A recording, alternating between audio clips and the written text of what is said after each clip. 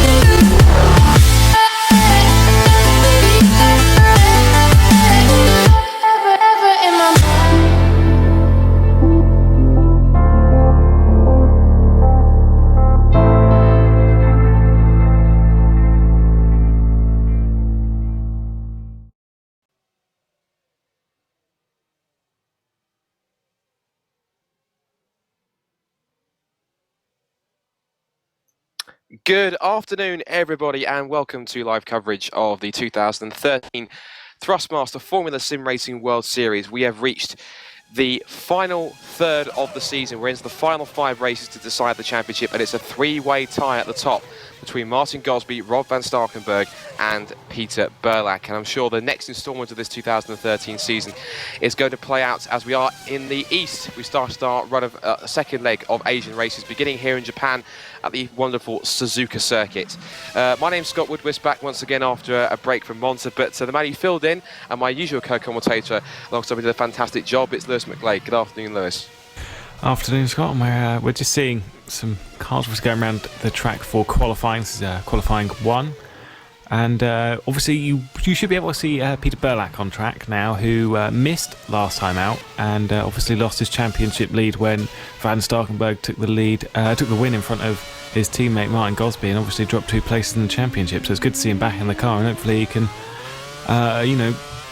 keep on challenging for that title, because I do know that the precisions have been strong pretty much all season. So we'll just have to keep an eye on that. But Burlack, it's good to see him back in the car, and hopefully he can just keep himself up in that title fight.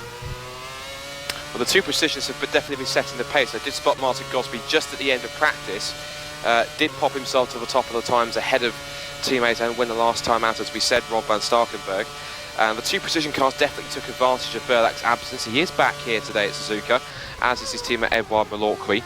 And we'll go through the championship standings a little later on. We have got times coming through, so we've got some just under 7 minutes left to go, and our first few times are coming through, and currently top of the times it's in fact Martin Gosby. Across the line he goes, a 1:30.944, with Peter Burlack slotting in about just over 3/10 slower, 1:31.261. And Van Starkenburg is currently out on circuit as well. He's making his way down towards the 1:30 corner, and through it he goes.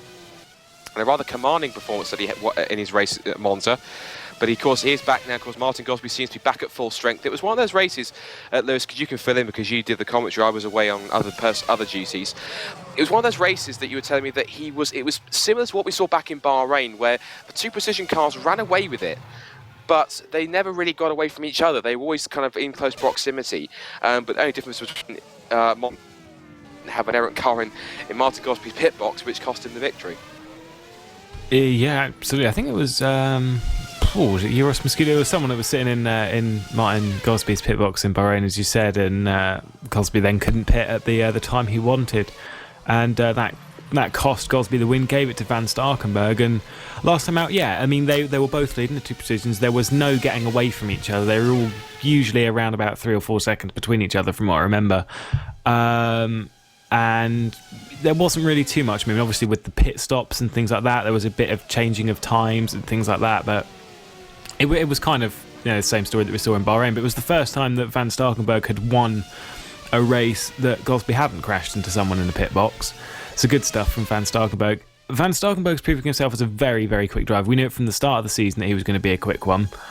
And, you know, he's really showing that now, and obviously sitting second in the championship, things are looking good for him. You just have to see where he's going to put himself now that basically all the cards are on the table. I mean, Gosby missed a few rounds, I think, after Great Britain with the World Championship stuff when he took that podium due to the penalty of one of the drivers in the World Championship, which caused quite a bit of a flurry.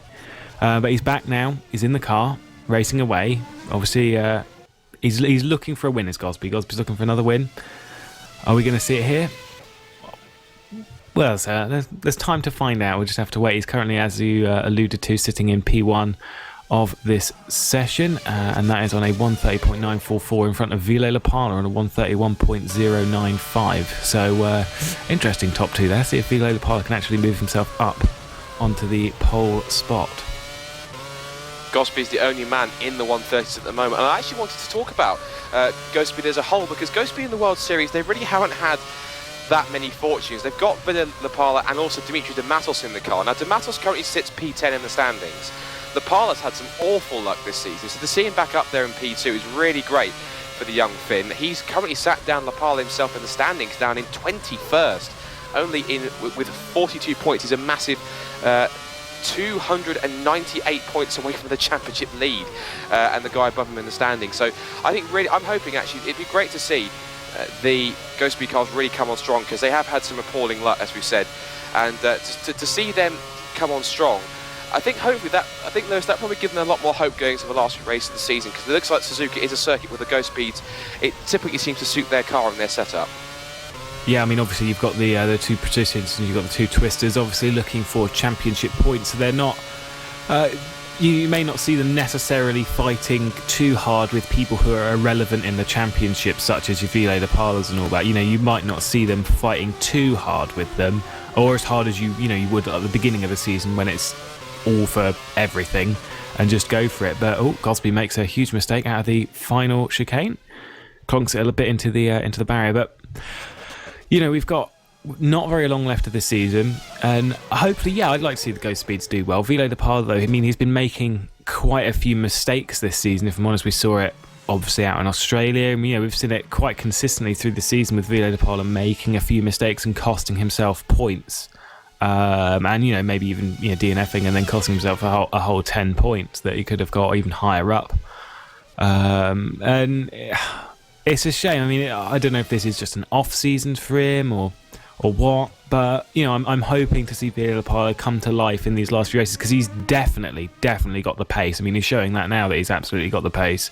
And whilst I was talking, Van Starkenberg moves himself up into second position, 300ths off of his teammate.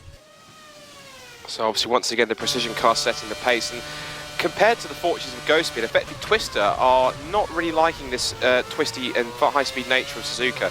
7th for Peter Burlack and 8th for Edouard Milorque as the clock ticks down with 1 minute 45 seconds left to go of this qualifying session.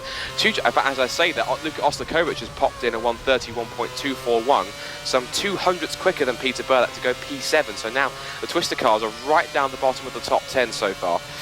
And that's intriguing to see that also a couple of the drivers that I'm really surprised to see up there, but pleasantly surprised.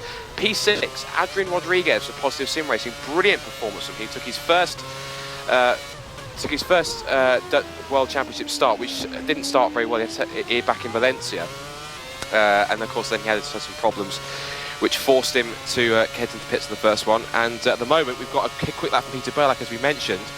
So we're going to ride with him at the moment as he heads down towards Spoon Curve, this fantastically fast left-hander. And we'll talk about the Suzuka circuit a little bit more, because it is one of those circuits that either drivers seem to love or drivers seem to hate. It's one of those circuits that has a huge variety of corners. I think it's a very front-limited circuit where there's a lot of high-speed direction changes, including this one here, the 130R. And Burlack an early turn in there to try and grab the apex. He'll come under brakes for the Casio triangle, a very tight knick-knack chicane. Rides the curve on the right, then the left again. And then he'll power it towards the line. He'll keep the car to the inside of the circuit for the shortest run towards the line, or maybe not. Goes to the middle, and where does he pop himself on that time to P6? We actually lost time in the final couple of sectors. 1:31.202. But also another man who's really impressing at the moment, the man who's making his debut in the World Series in tonight's race, David Franco, P10, currently on a lap at the moment in the Positive Sim Racing team, the orange liveried car. So great stuff from a debutant to get himself into the top 10 on his first try. That's certainly going to turn some heads this afternoon, Lewis.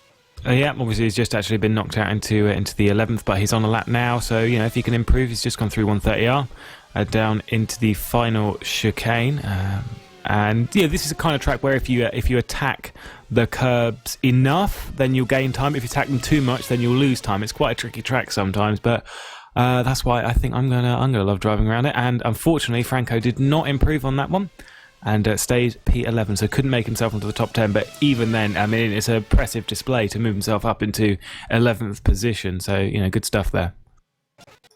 And Martin Gosby just headed across the line to finish a lap and couldn't improve on his 1:30.944, but it is enough to see him top of the pile. And Van Starkenberg pops in at 1:30.891, says, have that, Martin. It's still precision 1-2, but they've swapped positions. A mighty lap from Van Starkenberg to get himself half a tenth quicker than his teammate. I can see we also got Bill Lapala's also on a lap as well from P3. So we'll see exactly how he's running. Of course, he's one of the last men to get across the line to set a time. And doesn't really need to. Doesn't really need to, no, he doesn't, because he's about a few tenths ahead of Dimitri Dematos, who isn't on track. And no one else in the top 10 is actually out there at setting a lap time at the moment. So really, it's all down to the pile to see if he can get himself at that little bit higher. Is he going to abort the lap as he heads through the Casio triangle? Does he stay right? He carries on, so he'll finish the lap anyway. Feels confident, heads across the line, and what does he set? Doesn't improve, stays third. So that really kind of could have been avoided, that lap, but he felt he wanted to carry on. And have we had... Patel's popped in. Patel, yeah. Patel pops into a P9. He actually took third in Monza last time, so he's the man on form right now for a Butto GP. And it was Edmond Malorqui on the cusp there, 10th position, and he only just scraped in by half a tenth over Cyril Verdmuller, so that's very lucky from Twister. Yeah, Cyril Verdmuller obviously just getting knocked out there, and we'll not be moving on to our Q2 session, which, if you're new to this, I mean, we are quite late in the season now. I think we've explained it pretty much every single time, but the top 10 then move on into Q2, where they get one flying lap. Bit of hot lapping, probably the worst thing for me, because I can't do it. But, I mean, around a track like this, to get everything right, there's a lot of apexes that need to be hit. There's a lot of time that can be gained, but obviously with that, a lot of time that can be lost. And so, the drivers that have practiced enough to hit every apex, which obviously these drivers have been practicing a lot for this, they always do, especially in the gap that we've had. It's all about clipping every single apex, even on the just the one lap that you have. It's going to be tight, but I mean these drivers can do it, and we'll just have to see who's going to be top of the pile at the end of this session as we're about to get underway for Q2. Well, Martin Gosby has decided to go early, and he's the first man on track, I believe, just cycling through the top 10. Do we have anyone else? Oh, Rob Van Starkenberg just popping out of his pit box. So both the precision cars are looking to make their mark early on in this session. And do we have anyone else that's out on track? I don't believe we do. So that already the precision cars want to lay down the marker. And how much... let's just talk about the psychological advantage that Van Starkenberg will have over Gosby, because, of course, these guys, they're only separated by 15 points in the championship. So because with Burlack a further 20 points back on 305. So getting the quickest lap in Q1, is that possibly going to affect... Is that going to spur Martin Gosby on to try and get a quicker time? Is that going to knock him a little bit because he's seen that Van Starkenberg just has that edge over him in pace? Of course, Lewis, you sim race a bit more regularly than I do. So from a mental point of view, how's that going to affect Gosby's psyche going to Q2? Because I think he's been in a situation before, but usually Gosby is okay, has no problem rising to it, and he rises to the top in these occasions. Yeah, I mean, Gosby reacts very well under pressure, but, Gosby is going to be going into this knowing that someone is very, very close to him, but that's usually the case when going into these sessions. For Van Starkenberg, I think for both of them, I don't think it'll change what's going on here, because, I mean, these kind of things, they happen. We all know that they're both very, very quick. And if it was the first time that Van Starkenberg had topped Gosby, then I think it would have an effect. But, you know, it's happened a few times, so I don't think it will change the opinion of either. They'll both know that they're going to push 110% in this session, and I don't think it will change their approach to it in any way, as Gosby is on his first lap and heads around the first couple of corners and then into the S's section. Gosby looking at his top speed being forward. He was doing 319 clicks down the back straight, so that's just a fraction of 200 miles an hour. So he's obviously geared his car for a little bit less wing for straight line speed. We'll see his sector one time in just a moment to see exactly where he compares to everyone else. So Gosby heads to the very fast high-speed Degner curves. That first one, incredibly high speed, down to second gear, straight back on the power again. Up towards this very tricky hairpin, because you're almost braking in turn. You get the car straightened up, and just as the car is facing, he's taken all the steering lock off, you under the brakes and through the hairpin. Now we start the run through this long right hand. It's not really a corner, but they count it as a kind of a back section here towards the spoon curve. A slightly tricky double left-hander, but it's fairly high speed again.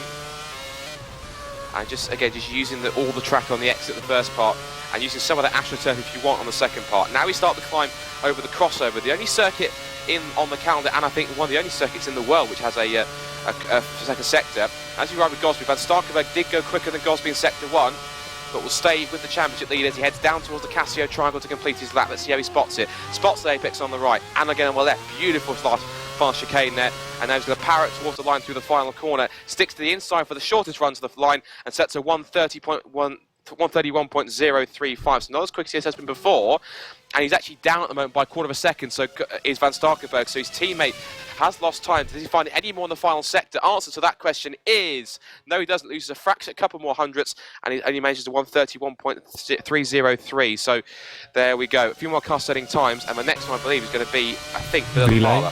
Yeah, it is going to be Vila Lapala. I mean, he's had a fairly good first sector, but has dropped quite a bit of time. I don't think this is going to go P1. It goes P2, though. Great lap, 131.287. So good stuff there from Vila Lapala. We've also got news that Rob Van Starkenberg is improving quite nicely across the lap. So let's have a look at him as he heads down to 130R. Peter Burlack, in fact, so it's very high-speed corner, 305 clicks through there. And under brakes, hit breaker. He's up by a tenth and a half, and Burlack throws it into the first part of that Casio triangle. Lewis, he said he had to attack his curve. He's doing just that. He's got Adrian Rodriguez just in front. I don't think it'll put him off. Towards the line, is it going to be pole? Yes, it is. Excellent 130.9 on it. Wonderful lap from Peter Burlack. The reigning World Trophy champion showing his quality, and that is exactly the kind of comeback he needed after missing Monza. Here comes his teammate Edward Malorqui as he crosses the line, and Malorqui goes 5th at the moment. Quite a way off his teammate, but still a good time. Certainly is. We're seeing, I think, Adrian Rodriguez seems to be Adrian Rodriguez has given up on his lap time because he's actually cruising around very slowly, so he's obviously not looking to make any impact anymore. Looking at a couple of cars, Zoltan Schutte, currently P7 on the standing, but on a time he's way off Burlack's time, some almost 7/10 off, and he misses the first apex completely. He spots the second apex much better this time, but I think the damage has been done, so he's not going to get pole, but just by how much is he going to be off? Answer to that is, oh dear. In fact, he didn't lose too much time in the final sector. He's gone to P6, 131.6. So the next car we're going to get, I think, is going to be Raman Patel. He's only a tenth off Burlack. So the Twister camp in terms of Twister and Busso GP looking pretty strong. More of a single lap pace, especially Burlack. So it looks as though they were kind of just keeping the cars closer to their chest, do you think, Lewis? Yeah, I mean, just as a quick point, what's Adrian Rodriguez doing? Because he is going very slowly as Mohamed Patel is closing in really, really quickly as Patel is into the spoon curve. Hopefully they're going to get this over and done with on the straight. But I did also notice that Luka Ostakovic has completely given up on his lap. Hopefully that didn't cost Patel any time. I don't think it would have done, but Rodriguez should have called that back to the pits earlier on. Well, you saw there that Patel used to use the slipstream and pulled out the last second, but it hasn't actually worked. He's lost a couple of tenths. He's down by almost 4 tenths per second, 3.5 tenths to be exact. Let's see where Patel can put himself. The man who scored 3rd in Suzuka on the podium, where can he finish up in this qualifying session? P5, 131.469. So a great qualifying session, not too bad all round in some ways for Twister, but we'll have a look at the overall grid, it seems. So it is, in fact, Peter Burlack who puts himself on pole position ahead of Martin Gosby, with Zoltan Schutte actually putting that's Villa Lapala in P3. Rob Van Starkenberg will start alongside him. Mohamed Patel is P5 alongside Edouard Malorqui. Then Zoltan Schutte P7. Dimitri Matos P8 with Adrian Rodriguez and Luka Ostakovic failing to set a time in this Q2 session, and will start 9th and 10th respectively. So, Lewis, any surprises there in qualifying? Of course, Burlak's pace was fantastic, but of course, we expect him possibly, obviously, as we said, I have a feeling, as I just said, that the Twister cars were just not showing their true pace. They were a bit sandbagging a bit, like sometimes we see Red Bull do sometimes in the real F1. They don't show their true pace until it really counts when it comes to qualifying. So Burlak, that's a huge warning shot to the guys behind. Guys, he's challenging in the championship. Yeah, I mean, well, with surprises, I think Edward Malorqui being down in 6th place, if he wants to be up there with the championship, I mean, he's quite way off there at the moment, but there's enough rounds to close that in if he starts doing some really nice results. But yeah, P6. I suppose it was okay, but Avilo De Parla getting up into 3rd, good stuff from him, obviously showing that he does definitely have pace, and hopefully he can keep his consistency in the race and just at least score some points. I mean, he's in obviously podium position at the moment. Hopefully can move himself further forward. But Burlak, for me, that was an awesome lap to put him on pole. Certainly was, and hopefully we'll see if he can try and convert that into the race. We're into the warm-up, which gives us a great time to quickly go to a commercial break and to give thanks and promotion to our sponsors, Thrustmaster. We'll play a short video promoting their signature product, the T500 RS Racing Wheel. Back in 2.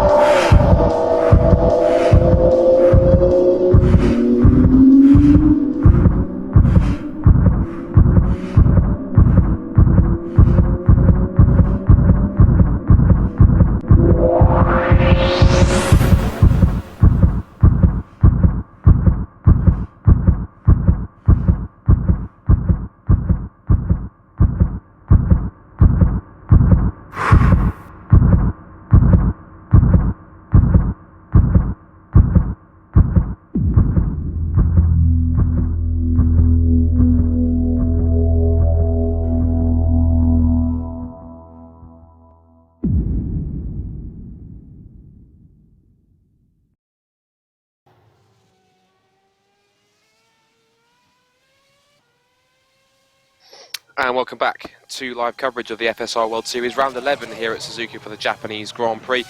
And it's Peter Burlak who's popped himself onto pole position for this afternoon's race with championship leader Martin Gosby alongside him. So that's going to be a really intriguing prospect to see how that plays out this afternoon.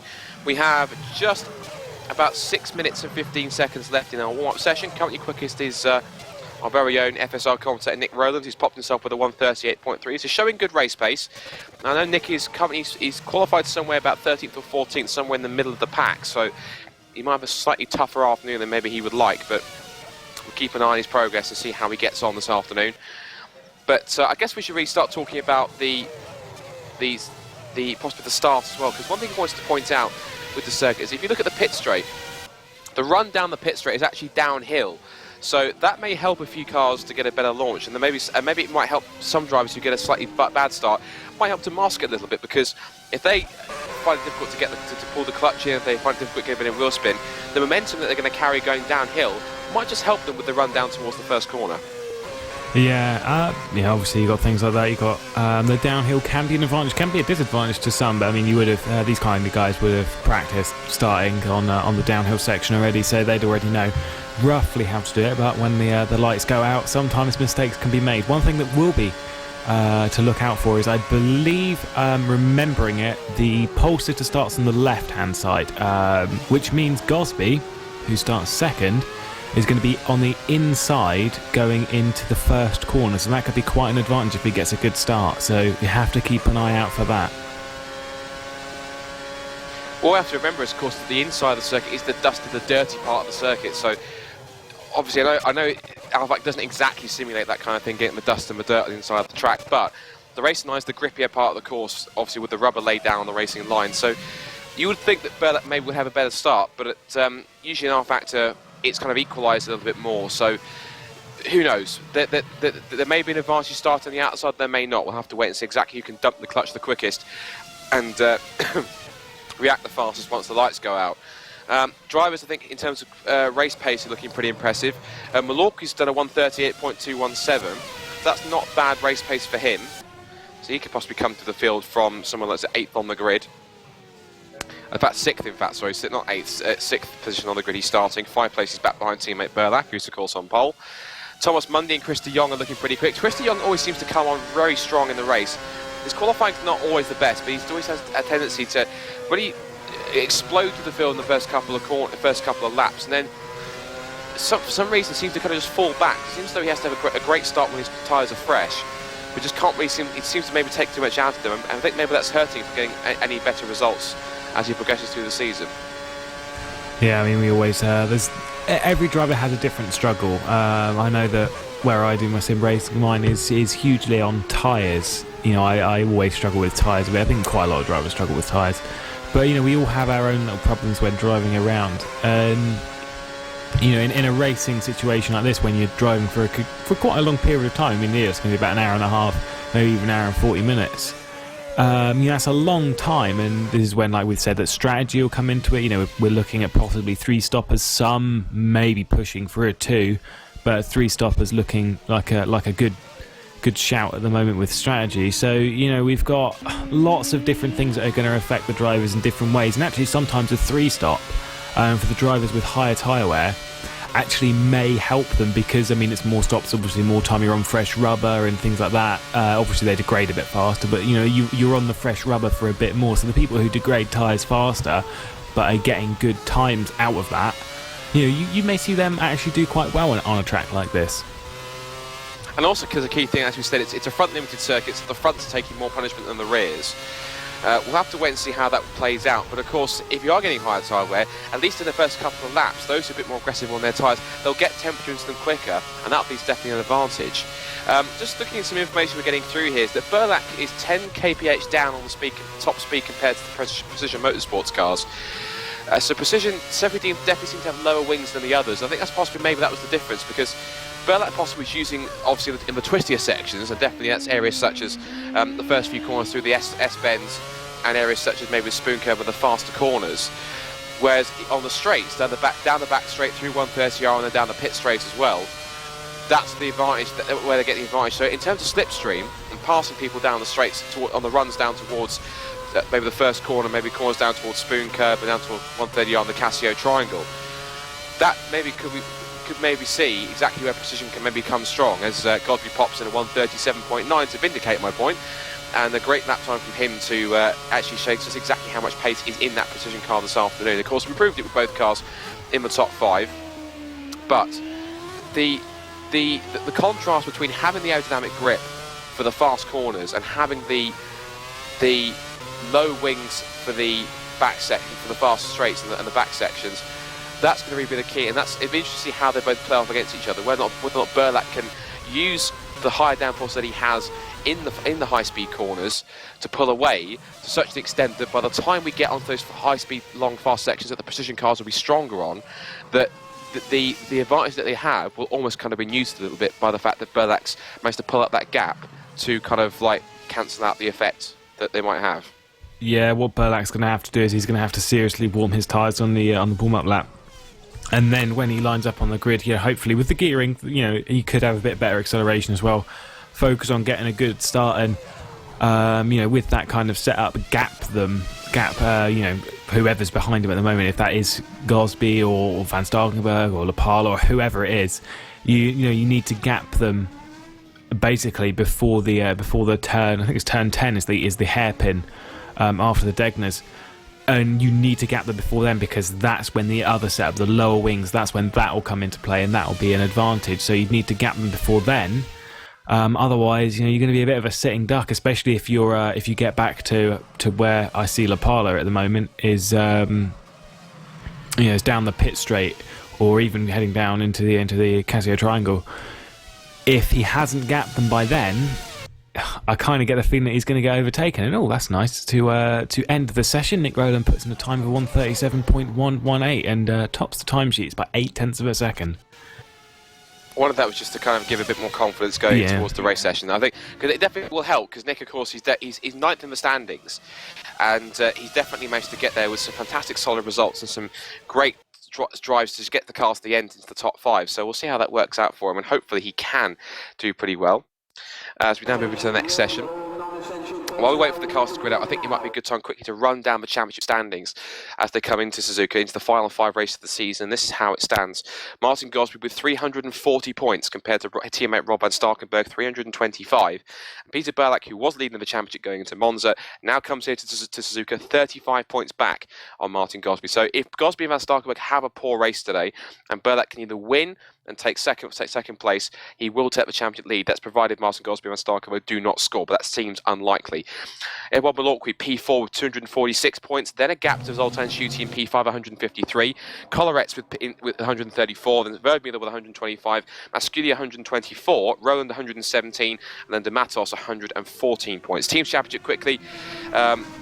Precision Motorsports 681 with Twister Racing at 595, Netrex 235, GT Omega 233, Venus Project Racing 213, Abuto GP 213, then Abuto 177, Pescara 164, Ghostspeed 156, and then we've got Ghostspeed, Crossover Networks Academy and Biocross 155 each, 9th and 10th. Now I'm hearing there was some kind of incident that's gone on. Now Jaakko's trying to inform me here. I'm not sure, Lewis, did you see what was going on? Because apparently someone spun into somebody. Apparently it's Lapala. It's Van Starkenberg and Lapala. They're in the pits. Now let me see if I can rewind that, because I didn't catch that, but let's have a look. Well, I can't see anything because I'm not sure how, either that's lag on my...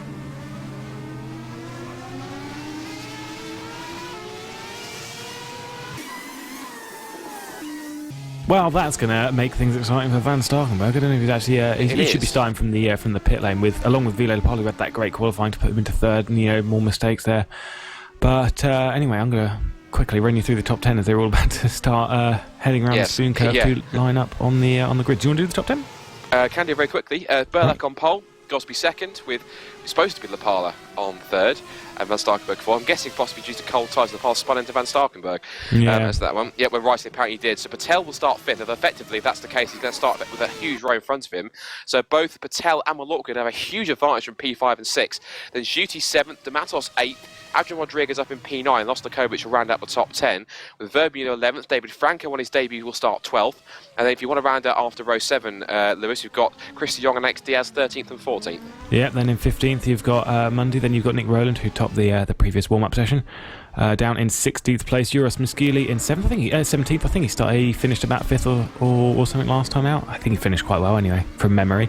Then you've got 18th, Antonio Collarech. Then you've got Mora in 19th, Santiago Niza in 20th. Van der Neet in 21st, Florian Cully in 22nd, Todor Vaslev 23rd, and from 24th position you have Gennaro Saliento, and obviously from the pit lane will be Ville Lapara and Van Starkenberg, if they are actually going to leave. I think they will. Just trying to keep the engine cool, but they're all lining up on the grid now, and Van Starkenberg, Berlak obviously taking his P1, his pole slot. Just have to see how this is going to end up after 53 laps. So, as we said, all set for 53 laps. Van Starkenberg, Lapala goes to the end of the pit lane, but at the moment it's Berlak and Gosby in the front row. Lights are up, and they're away. We're racing at Suzuka, and a cracking start from Gosby from the inside. The inside was the better line, and he's going to have to run down towards turn 1. Patel's holding off Zuti down towards the first corner, but Gosby has the lead for the first couple of turns. It's Gosby from Berlak. Patel running wide, but holds in front ahead of Zuti. Malorki's up to P5 as well. Adrian Rodriguez, what a start up to P6 as well from Vermuller. And then Ostakovic, Dematos and Franco. Nick Rowland up to 11th. I know he's a great starter, but that's a cracking launch from Rowland up 3 places. Now, in terms of Van Starkenberg and Lapala, have they left the pit lane? Not yet. They will in a second. And watch them now. They still haven't left. They'll leave when the first car has crossed the first sector line. There we go. So they've done it now. So away they go now. So Van Starkenberg and Lapala, the chase is on. But the field streams its way to the Degner curve, up towards the hairpin for the first time, and it is still Gosby who has that lead from Berlak, and Berlak is closing in, and this is exactly what Berlak did not want to happen, because Gosby is now on this high-speed section, and those lower downforce setup for Gosby is really going to show its true colours here as they head down towards Spoon Curve, and already they're pulling away from Patel, who's coming under pressure from Zuti and Malorqui, and now already look at Vermuller up the inside of Rodriguez into the Degner curves. Sorry, to Spoon Curve, sorry, and Vermuller, a very aggressive pass, but he's got the job done, and Verbuller's flying through the field at the moment. He must be on soft tyres, Lewis. Yep, I agree. Nick Rowland had a great start up into 11th. He's going to have a look on the back of David Franco, who's up into 10th position, obviously, from the two people. Oh, they're going to go side by side through 130R. That's brave. That's scary. That's really, really scary. Nick Rowland, though, gets the move done through 130R, probably with a bit of pushing and shoving, but however, he is into the top 10. Gosby, though, still your leader. The twist driver of Peter Berlak, though, really needs to get into that slipstream, but I think he's just dropping a little bit too far back. However, he's heading into the stronger section. Oh. I just saw Malorqui and Vermuller. My goodness, defensive driving or what? Vermuller almost got forced into the pit wall by Malorqui. That was incredible. I'm not quite sure what was going on between those two, but there was some very strong defensive driving from Malorqui, and somehow Vermuller kept his car on the road. I'm not sure he'd be impressed with that. And Malorqui is right on the back of Zoltan Schutte, this 3-car train already getting held up as they head through the S section for the second time and up towards the Degners, and Malorqui looks as though he's ready to pounce and make a move here for P4, and Vermuller wants to come with him. Oh, is that running wide? Was that Patel? I think that was lag on my screen.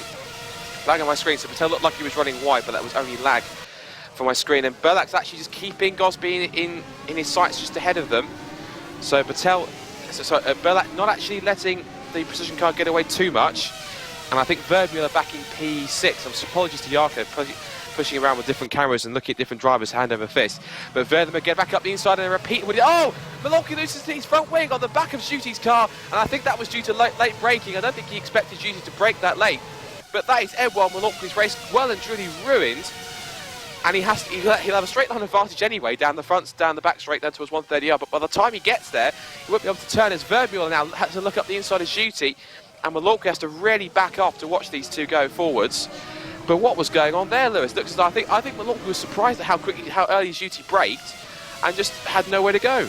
Yeah, boxes straight away as you would expect, but that was okay, that's going to be suspension damage, because he has just, is that going to be a DNF?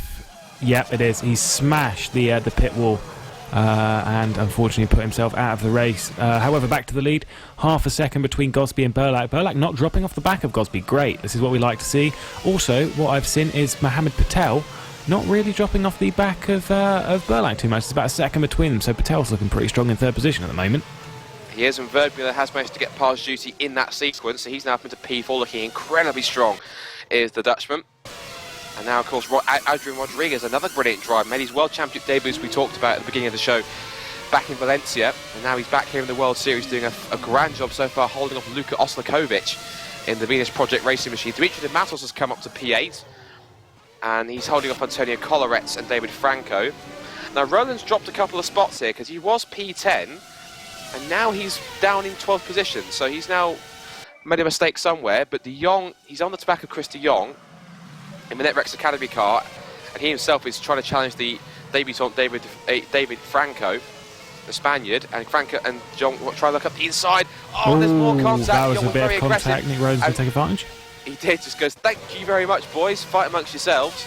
And back up the inside, but Franco might come back at them, and Franco actually slots in between the two drivers to try and hold on to his advantage, and the three cars will now get a tow down towards 130 yard. Now, is there going to be any kind of passing attempt? I don't think so, but Roland just sat back and watched that happen. Oh, and a huge switch from Roland on the exit 130 yard, as De Jong is back up the inside. The Franco one, oh, is that, there's a lag on my screen, that's lag on my screen. But De Jong is back past Franco, so gets the move done this time, but the first attempt wasn't so clean. No, not really.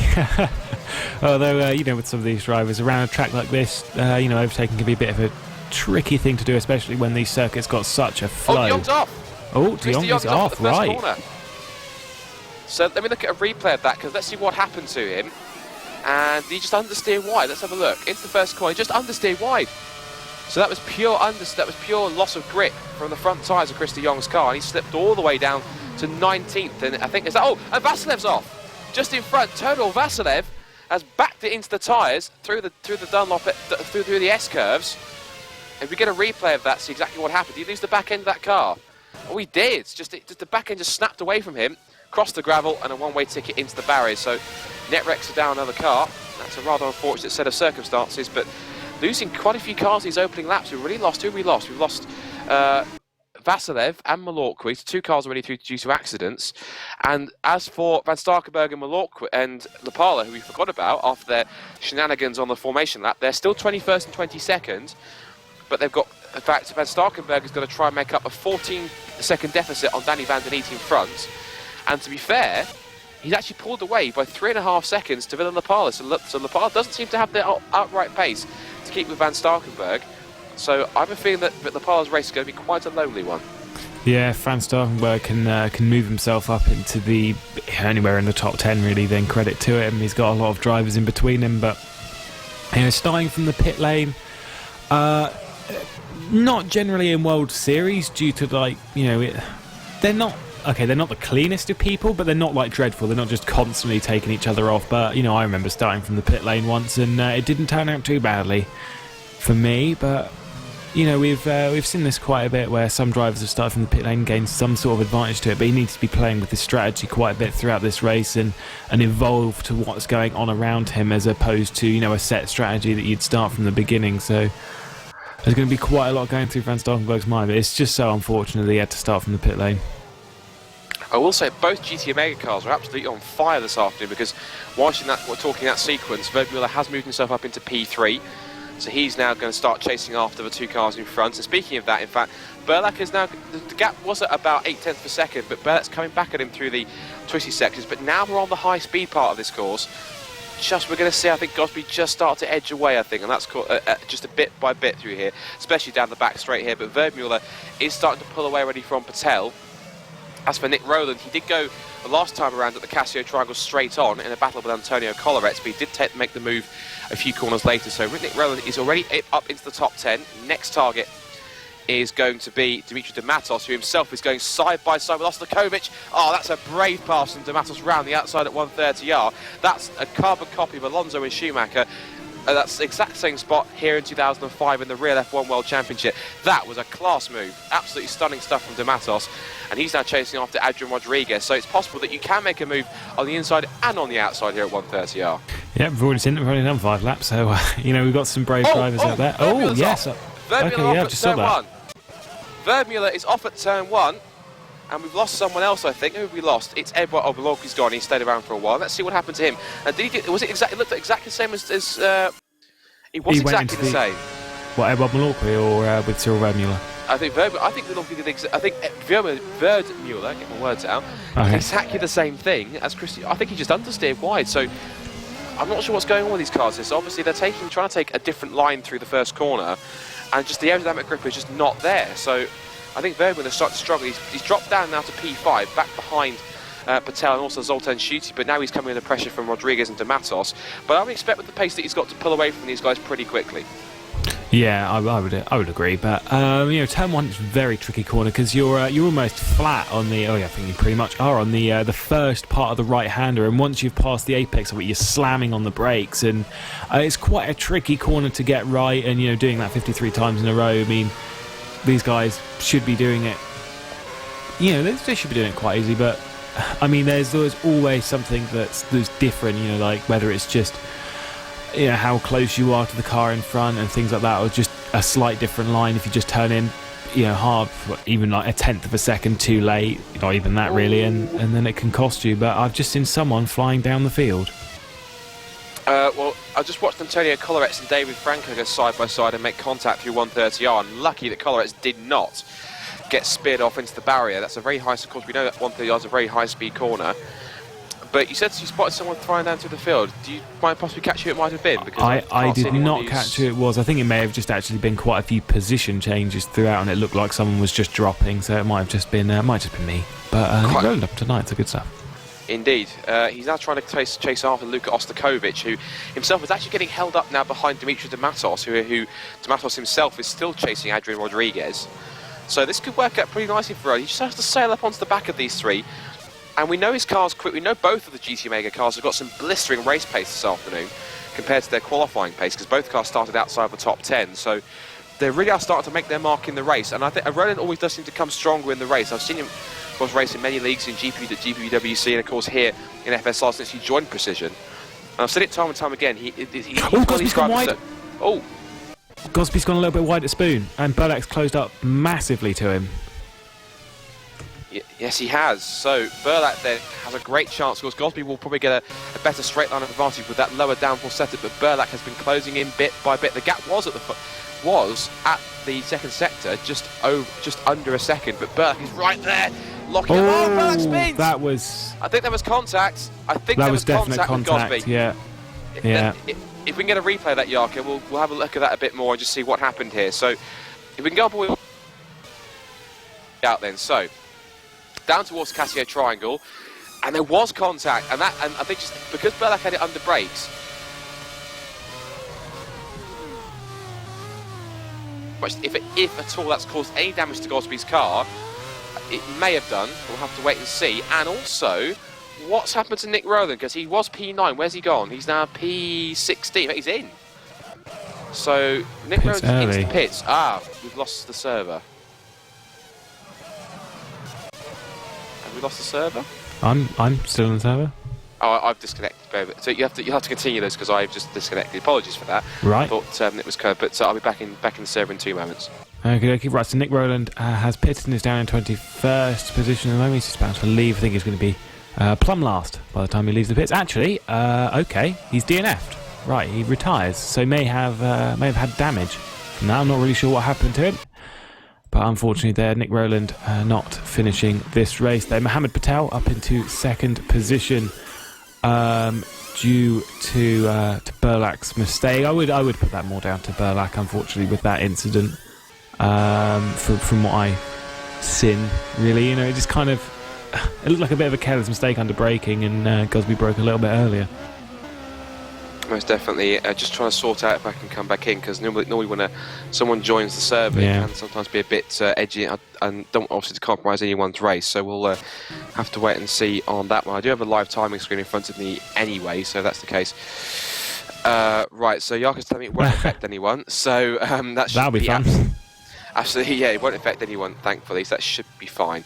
So what I'm going to quickly do is refresh, and also whilst I come in, of course, Lewis, you have eyes on what's going on. So, actually, in fact, Roland spun out at 130R, so that's the reason why he dropped down. So, okay, so cool. Maybe okay. But yes, as I rejoin, Lewis, you may continue. Yeah, it's a bit of a shame there for Nick Rowland there. Berlak still 5.6 seconds off the lead. He's closing onto the back of Mohammed Patel ever so slightly. So Berlak hopefully trying to look for his P2 again, but I don't think he'll be going for the win. He's just dropped far too far off. And I'm just having a look for close battles throughout the grid. I mean, if you look at P6 to 8, you've got Dimitri Dematos closing on a Luka Oslakovic. Luka Oslakovic closing in on Adrian Rodriguez. But Rodriguez has had a good showing to put himself up into P6. currently, so good stuff from him at the moment. And his teammate Alex Diaz is down in 9th place. So that is it's kind of going a bit well for Precision. Wrong team. Positive Sim Racing. It's going quite well for those. Absolutely. I'm having one or two troubles trying to get back in because the race session is of course locked. So it may be the case that I may have to go with what's going on with live timing, possibly. Well, I'm just going to jump in for a bit of a move there. David Franco in 11th position. Oh, he's had a little bit of a tap there with Antonio Colarec for 11th and 10th, but he's having a little move. Alex Diaz has gone wide and has had a little bit of a spin at the Casio triangle. It's going a bit messy, and that has promoted. Where has Alex Diaz gone? He has spun, and he's getting himself pointed the right way, but he drops down to P17 behind Danny van den Eet. So he's dropped back quite a bit. Van Starkenberg in 18th position, still trying to make his way through the field. He's 37 seconds off of the lead, and he's only about 10 or so seconds, 8 seconds in fact, off of the back of Alex Diaz. So Van Starkenberg's race, it's been unfortunate that he did have that start from the pit lane, but it's a bit of a shame there for Van Starkenberg, because it could have been a good result and a result that he needed for the championship. Also, from what I've just noticed, it's been a small tenth or so, but Peter Burlack is actually slightly closed in on Gosby, but that's been through the first sector, and he's gone wide at Spoon ever so slightly. So things not going too well for Burlack, unfortunately. Also, I hear you can't get back into the server, which is just a shame. Yeah, that is quite a shame. I may have to just keep you up to date with times, possibly, because that's quite a shame. Because obviously the session's locked. So obviously, it prevents people from coming back in and out, and obviously it saves distractions from the drivers as such. So this could be a bit of a tricky situation. Any other option I have is to watch the stream, but I'd be about 40 seconds behind whatever Lewis is seeing. So that would be fun. But you could always go and steal some questions from some people that are watching, because they've got YouTube chat now. I don't know if that's at all appealing. Also, I just think that someone may have pitted, or that could have just... Oh, yeah, actually someone has pitted. Cyril Vermeulen into the pits. And he's going to leave just behind... let's have a look. He's come out just as Armando Mora has gone past and Christy Young. So he's down into 13th position at the moment is Cyril Vermeulen. So he's dropped from about 5th position down into 13th after his pit stop. So probably started on the softer of the two tyres. I'll tell you what, actually, I might actually take you up on that one, because it might be a good idea to read the chat. So... might actually serve for this, obviously, because we are broadcasting here on YouTube. We get a good chance to read the chat and ask a question. So if you guys are watching, we've got 63 of you watching, so hello to all of you guys. So I may as well man the chat if I can't get back into the broadcast. I may as well watch the broadcast in the background as well, just so I can see exactly what's going on to a certain extent. I'm currently looking at, I guess this will be on a delay, but I'm seeing currently Dimitri de Matos on the back of Oslakovic, and also, Adrian Rodriguez. So I'm watching them, and they were currently working at lap 10 or 11. So there we go. So yes, if you guys do have any questions or any comments that you want to try and leave, we can definitely give you a shout out and try and answer them as best as we can. So please do, if you are watching, definitely do get in touch in the comments. And feel free to do so if you want to. I think Dimitri Matas is going to have a little look on the inside of the Casio triangle, with Luka Oslakovic. Bit of contact there, but they all remain in their position. Dimitri Matas is still behind. I think Mohamed Patel has also been into the pits. Yes, he has. So Mohamed Patel has pitted, which promotes Burlack into second, and Zoltan Stuti into a podium position at the moment. He's just leaving the pit lane now, as he's going to be a little bit in front of the battle for 8th with David Franco, which is good for him, because he's now got quite a nice piece of clean air to put down some decent times. And if any of you guys want actually to look at live, you can do so. Just head to formula-simracing.net, hit the live timing link, and you should be able to keep track of all the times of what's going on. It's a little bit of a delay compared to what's going on, and I'm just taking a look at myself at the move around the outside. It's not ideal trying to commentate like this, but let's have a look. Is Tech Guy 9651, is SimRacing.tv broadcasting World Trophy tomorrow? Yes, we are broadcasting World Trophy tomorrow. It'll be myself and James Tucker commentating on... myself and... Actually, it'll be us two again, won't it? It'll be us commentating on Yes, it will. It'll be us two commentating again on World Trophy, so hopefully you won't get any problems this time, which means I can actually stay in the session, hopefully, because obviously I'm now kind of out in the cold, apart from watching the broadcast back on YouTube and looking at the live timing, which is a little bit frustrating, but there we go. Yeah, it actually will be yourself and James Tucker, because I can't do it, which is a shame. Oh, that's right. I really wanted to watch it, but so Dimitri Tomatis is having a look on the 130R with Adrian Rodriguez. Rodriguez gives him a little bit of room, but Dimitri Tomatis is through on the inside of 130R. So brave stuff there from Dimitri Tomatis. And when doing a move like that, you've got to put a lot of trust in the driver you're overtaking, and it can be a bit scary for both of you, but the move was done, and Dimitri Tomatis promotes himself up into 4th position, which also means that he got past Luke Rostakowicz, and I didn't see that move. Most definitely. Like I said, keep any comments or any chat that you've got coming in the comments. Of course, any more that we can, anything you want to ask about the race, in terms about the strategy. If you want to talk about your thoughts, maybe we can talk about, if you wanted to, I guess, what's going on for the next couple of races in World Trophy and maybe in the World Championship as well. But of course, it is today the World Series at the Japanese Grand Prix at Suzuka. And just watching here, I'm just watching that battle between Matos and Rodriguez, and this is a little bit frustrating because I really would just love to see what's going on live. Because usually when we do this, Florian Culler's gotten a bit out of shape coming out of the first quarter, and also we did have another retirement, which was Thomas Mundy retiring from another race. But Florian Collet got a little bit out of shape. Someone's front wing is in the second Degner's sand. Right, okay. I would go and find that one out, but I can't get a camera over there. You might be able to possibly go, obviously, if you're watching a car near the Degner curves, you might be able to possibly see, make out what that is, or at least use a static camera and try and move it around to try and see if you can make out what kind of colour front wing that is. I suspect it could be Thomas Mundy's, because of he's one of the latest retirements. Maybe he's gone off and he's lost his rear wing. A rear wing, and I could just see it on the broadcasting as well. So someone has lost a rear wing down at Degner 2 and backed it into the tyres. I would suspect it's possibly Thomas Mundy if he's had an accident. Yeah, good shout. Probably would be, unfortunately.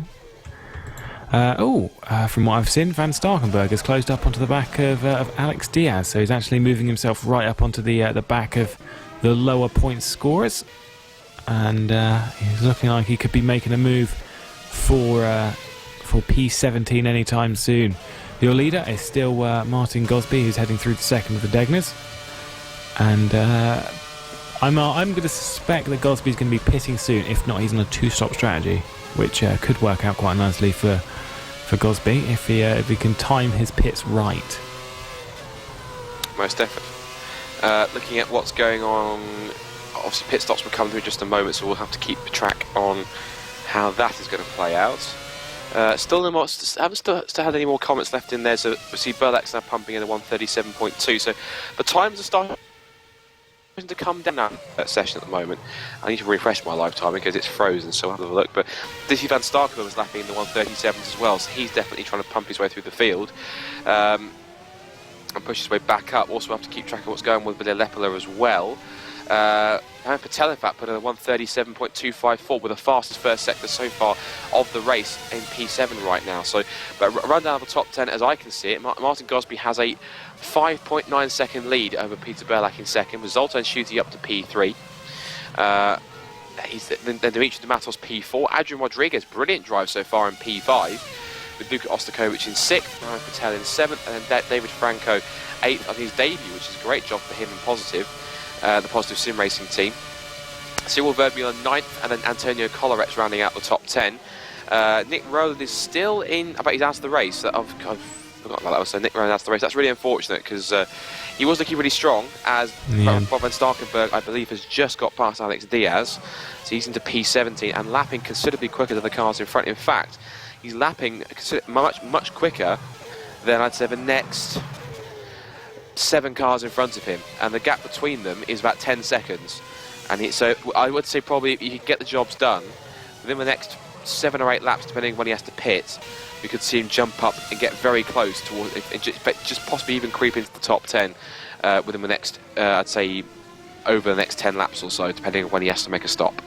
Yeah, I mean that's been pace-wise, it's been good for Rob van Starkenberg. It's obviously a shame about Nick Rowland because he did have some good pace, but Rob van Starkenberg still got good pace and hopefully can move himself up into the top 10 from what I'm seeing, though. Some of those cars that you said in front, which would be Christy Young, Juris Musculi and Antonio Colarec up in P10 to 12. They are looking like they could be going side by side anytime soon. They're all closing up a bit, but Christy Young's gone wide at Spoon, so has Juris Musculi. So that's obviously a bit of a breathing room there for Antonio Colarec. So good stuff from him. But I mean, it's a tricky circuit, this one, so mistakes are quite easy to make. But we'll just have to keep an eye on what is going to go on. Juris Musculi, though, has had a little run and has closed right onto the back of Antonio Colarec, even though he went wide. And is really, really close now for P10. So that's some decent points there for Juris Musculi if he can take it. And I'm not sure if anyone else has pitted. I don't see anyone pitting, so we are seeming okay at the moment. And no one's actually going for any brave overtaking moves at the moment. So we're having a little bit of a calm moment. Most definitely. Tech Guy again has said in the chat, this race isn't exactly clean. What is World Trophy going to be like? I'm actually dreading that because World Trophies, it tends to be, I'm not sure, if you see when we see the World Trophy races, they obviously you've got the guys in there who are starting out in FSR. They're trying to go through their FSR career, and of course that's the first place to start. So those guys, of course, they're just getting used to proper competitive sim racing. So some of them might be a bit erratic. They might be a little bit kind of over the top. They might miss their braking points occasionally, or they might kind of not really have proper racecraft or so.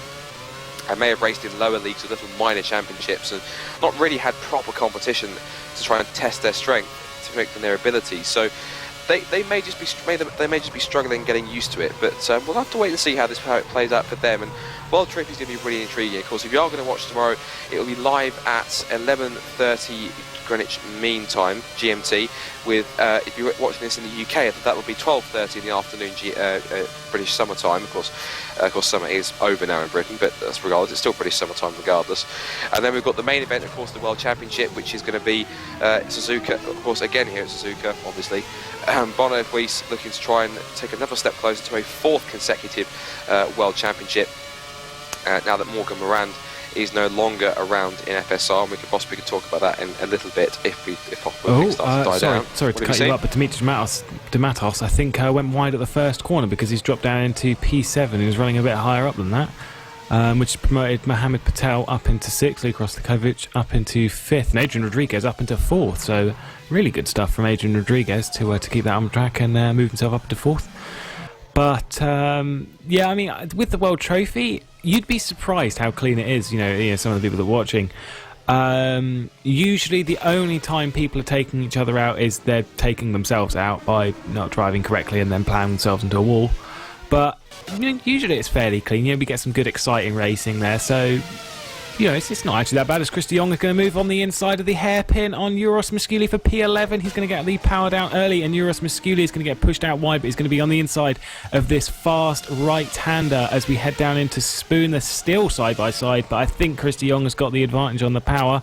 Juris Musculi, though, is not going to have a look on the inside of Spoon. Brave position to take a place really is the Spoon. I wouldn't really recommend it trying it there, but yeah, so there we go. Christy Young up into 11th position. Now he can have a go on the back of Antonio Colarec, and I've also seen that Luka Ostakovic is right onto the back of Mohamed Patel and Adrian Rodriguez. There you go, that's why I've seen some position changing, because Zoltan Suti is into the pits from 3rd position.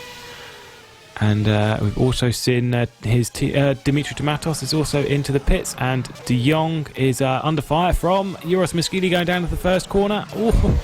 Oh, that's scary. They were side by side, but Christy Young defends that position by pushing Juris Musculi to the inside of turn 1 quite drastically, but fairly, albeit. So good stuff there from the drivers currently, and things not looking to calm down really anytime soon here in Suzuka. Rob van Starkenberg up into 13th position now, right in the back of Dimitri Matos, who has pitted. However, as we've stated, Rob van Starkenberg has not the battle between the lead. Isn't really a battle, but Martin Gosby is currently leading by 6.5 seconds in front of Peter Burlack, the pole sitter. I really wish I could see exactly what Lewis is seeing right now, because it's rather frustrating. Of course, I have no live pictures, and all I've got to go by is just the stream, which is about 40 seconds behind. I think possibly that's something that may need to be looked at for the next few races, because obviously I need live pictures, and of course all I've got is live timing, the stream, and going back and what's going on for obviously what I'm getting, what Lewis is telling me from on the broadcast and what he can see. Shout out to Luka Ostakovic, Avto Moto Magazine of the Slovenia racing community. OPK1 say hello to Luka Ostakovic. Well, there you go. Luka, your man is currently, Ostakovic is in 6th position as far as I can see. P5 in fact, so he's up to P5. So great performance so far from the Slovenian, and doing the community and Slovenia proud at the moment. So good job from those guys and from Mears Project Racing to get it to currently run in the top 5. Yeah, it has been good stuff. He's actually jumped up to the top 4 as Peter Burlack has been into the pits, which means I'm going to assume Martin Gosby will probably be into the pits soon as well. But Burlack now in 5th position. He's come out behind Luka Oslakovic, not probably in as much clean air as he'd have wanted. But from what I've noticed, P2 to 4 aren't very far away from each other, and as I'm just being told, Patel is having a look at the hairpin, has smashed slightly into the back of Adrian Rodriguez. This is for 2nd and 3rd position.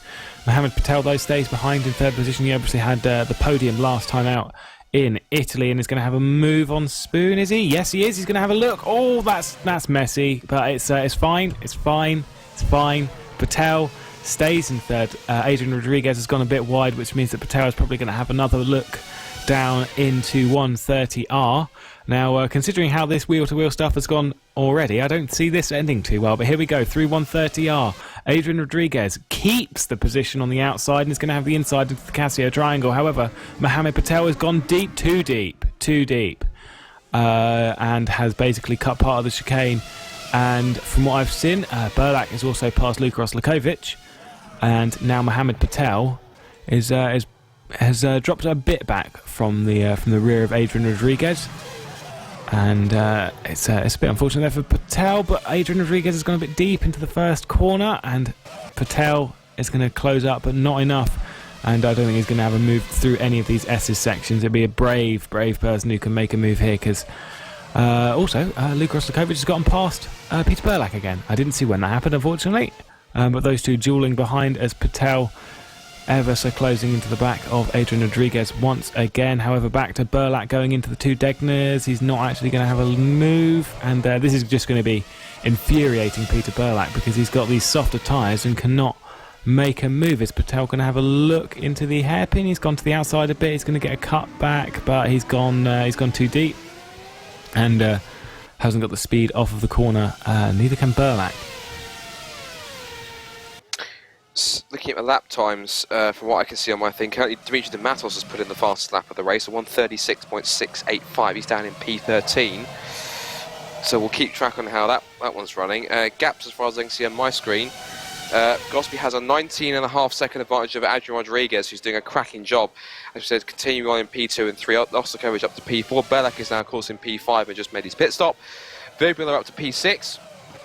Oh, Patel late on the brakes down into the Casio the Casio triangle even, but does not make that move stick. I mean, seriously, these two are going to have some pretty large damage by the end of this race. Also, whilst we were talking, Peter Burlack got past Luka Oslakovic, and I've just seen Patel going side by side through turn 1. I'm getting a bit of lag, so I'm not really sure who's in which position, but now I can get it. Mohamed Patel moved himself up into 2nd position in front of Adrian Rodriguez, and I've also just seen Dimitri de Matos has DNF'd. So Dimitri de Matos is out, not really sure why, and I can't get a replay of that, unfortunately. My replay doesn't work. But hopefully you can see it maybe back in the broadcast in 40 seconds. Not that that would be of much use, but also Peter Burlack has gone past Adrian Rodriguez and has promoted himself up into 3rd position. And I think Gosby may have made a mistake as well, because Gosby's now only 9 seconds off the lead. And I don't know if you can find out for me in any way, but has Gosby pitted? I don't think he has. Well, I've been told Van Starkenberg is pitted, but as for Gosby, Surely a pit stop won't take 10 seconds. So Yeah, that's what I either thought. I he's- thought it would have been about 20, something like that. So that possibly either he's run wide somewhere, because there are a few corners where you can run wide, such as maybe through the Degners, or with quite a few cars go wide at the first corner. So it's definitely that could potentially happen for one of those guys. But Gosby then, obviously his gap is now down to, if I could quickly confirm it, 8.8 seconds. In fact, and Patel looks. I think Rodriguez has just pitted. Well, either Rodriguez has he pitted yet? I don't think he has. Rodriguez has literally just pitted this second. Just pitted, right? He's Okay, just so pitted this second. Also, Burlak has gotten past Patel. he has. So that was for P2. I don't expect that would have been too difficult, because of course No. Burlak and Patel are past the same kind of twister stable. Of course, Burlak in the if you like the works twister team, and of course then there's a Butter GP, which is the subsidiary kind of sister team to. Yeah, there was no real Horse. fight. There was no real fight between them. No, not really. A couple more questions coming in. Well, intriguing one actually came in the chat. If I can look at it, wait a second. From Mazin F1. Will any of these be in the World Championship race tomorrow? I can actually look at that for you and double check, see who is going to be in the World That Championship. is a good question. Let's have a look. World Championship, and I will have actually. I didn't need to really click that. I will have a look, because if you guys can look on the website and look at all the results. If you go to GPCOS or GPCOS, GPCOS.formula-simracing.net. You can look at a full archive of results going back to 2006. There is an older one which you can find going back to 2001. That's fun to use. Back to 2000. It is, absolutely. You get to see some great names there, including one Gregor Hootu. Gregor Hootu used to race in FSR Wow. way back, but of course he's now successful over in iRacing. I know actually recently he took his third iRacing World Championship and netted himself a cool $10,000 for his troubles on that one. True story. Moving forward, well, absolutely. Not bad for a hobby. I could do $10,000. That would do me nicely. I think everyone could, in fact, to be fair. Right, let's have a look then. So, drivers that let's go run down the drivers that are confirmed for tomorrow's race for Suzuka here for the World Championship. I can confirm in order. We have Ivar Calames, order of their confirmation. We have Ivar Calames, Robert Rudholm, who I believe is in one of the brand new, I think it's one of the brand new Slytech racing cars. That's the brand new team from Sweden. It's good to see a new team in there. And I think he's actually making his first appearance as well, because his teammate Peter Helmro is also racing. We've got Marcel van der Linden, Blair Disley, Giuseppe Marconi, Zuhaitz Cabo, Dian Kostadanov, Eros Mascudi. So Mascudi is going to be racing tomorrow in the World Championship. So we have got one. Jack Keithley, Jerne Simoncic, Peter Helmbrow's back for his second race. Adrian Rodriguez is going to be racing again. There we go. So 2 for today's race.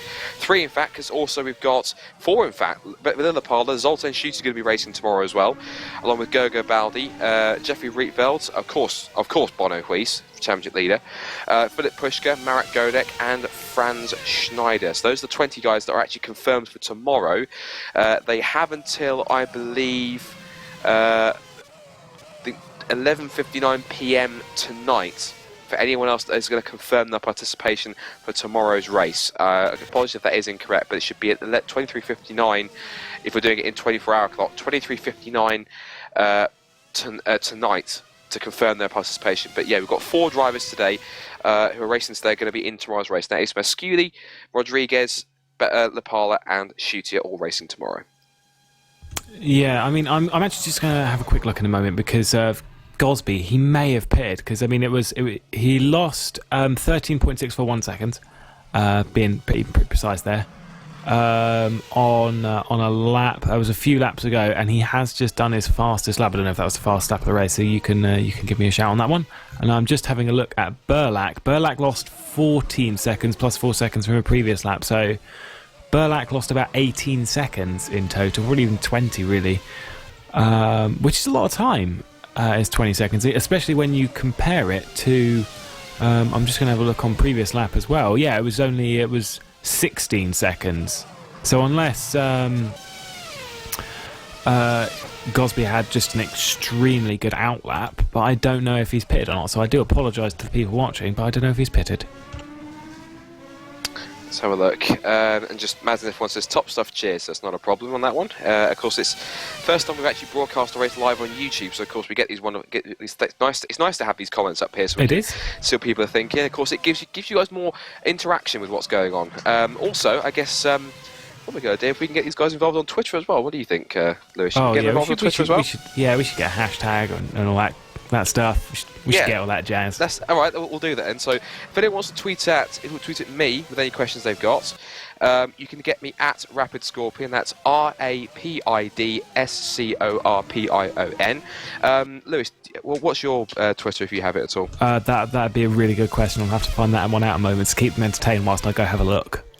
Will do. Tell you what, if you guys use the hashtag FSRWS, so guys, we know that you're actually talking about this one, and if we get enough people talking about it, maybe we can get it trending. Probably need quite a few people to do that. But yeah, any questions, any shout-outs you've got, if you're watching along and you don't feel like putting a comment in the chat, you can catch us on Twitter. Catch me on Twitter. That's at Rapid Scorpion, RAPIDSCORPION. Quick note from our broadcaster: Rob did pit. Rob has started the fastest lap on lap 12. Yeah, and he's also closed up onto the back of Armando Mora, and is going to have a move easily down the straight line speed of that precision car.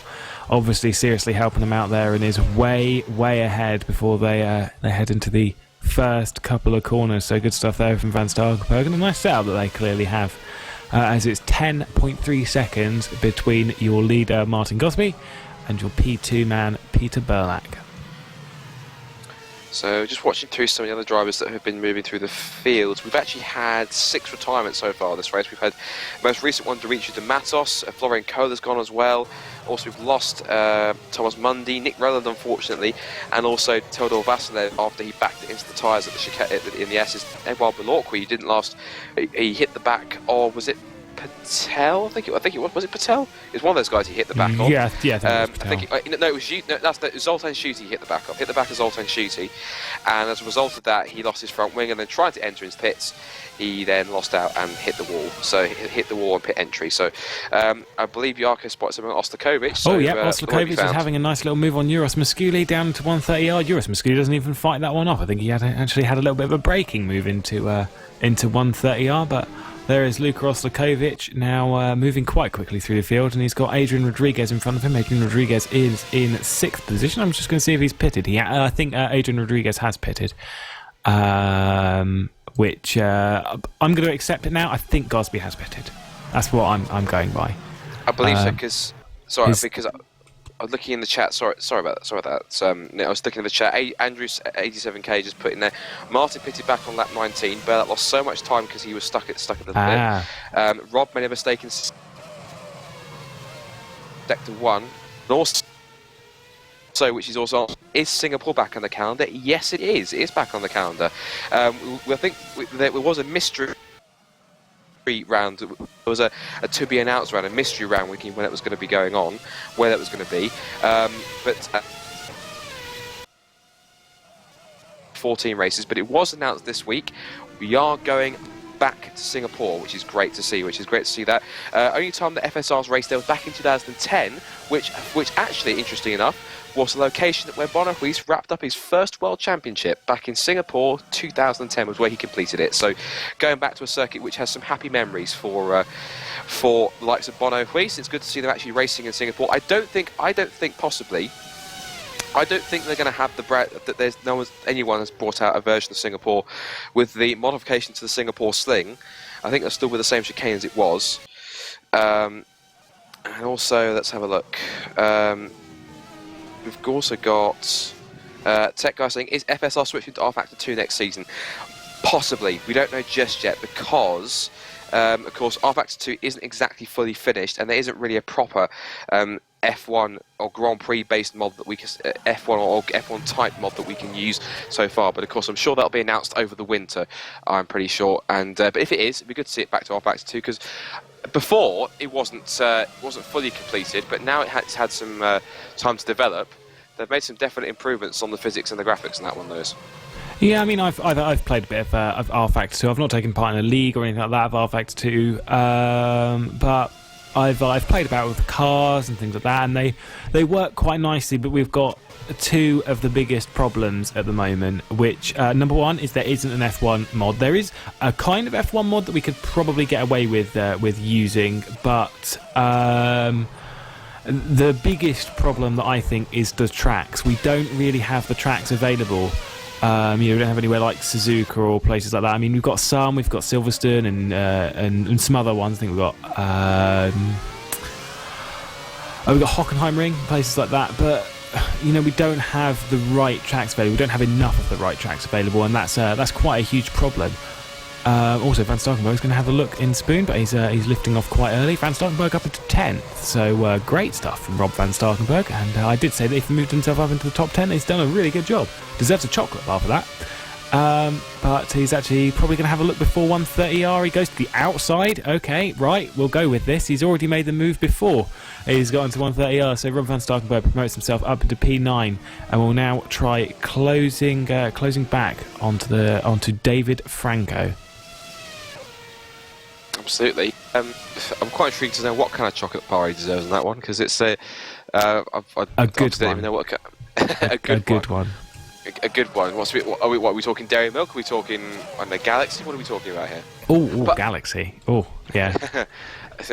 Apologies if this is not related. I know Jaakko just kind of said to us, keep track of what's going on the circuit. So we might as well do a rundown of what's going on with who's where. Very quickly, top 10 as it stands there, and quickly right now as I can see it on my live timing.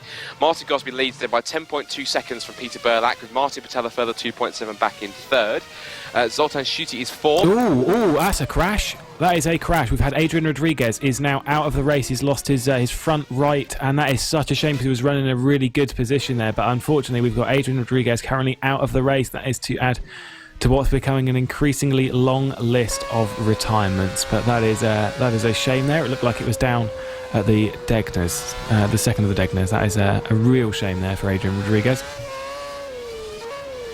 I'm not sure if you'll be able to see it, but I think Jaakko's going to throw up a replay in a second, so I will have a look at that when it comes up. And obviously, looking back at the replay, a little bit laggy, or a little bit behind, I should say, from what you'll actually see. But I will give an update to what's going on in that replay, just so I can describe it when it comes on the screen, which I think it will soon, hopefully. But that's a shame for Adrian Rodriguez. He's a very capable driver, of course. He had some bad luck in Valencia when he made his debut for the Jasco Spain PSR team of the Positive Sim Racing outfit, shall we say. Waiting for this replay to come up on my screen of the incident involving Adrian Rodriguez. Oh, he got a bit over the curb from what I'm looking at it as well. Okay, there we go. So over the curb and straight to the scene of the accident, I'm pretty sure. Had a tweet quickly from Will Barnes, of course, who's at ISAM Car Racing. He's asking, hi, how can I commentate for this league? I do some with my own league, and it's something I would love to do. Best thing I can advise, Will, if you go onto our forums at racedepartment.com and make yourself known on there, best people to talk to would probably be some of the higher people up there. So possibly people like Jaakko Mikkonen, our cameraman. Sam Jones is our broadcast director as well. People like Johannes Kunkel and also Mika Pumalainen, our race director, and other people. Maybe Dennis Hurl as well. Go and chat to those guys. Just put it out there on the forums that you possibly be interested in commentating. I think the teams are all set possibly for the next final few races, but of course, if anyone can't do it, we're also always welcome to have people try and get people to jump in if it's possible. But even though we do have a commentary team already in place, but if you want to make yourself known, feel free to do so. Racedepartment.com. Go onto the forums and go and head into the FSR section, and someone should hopefully be able to help you out on that one.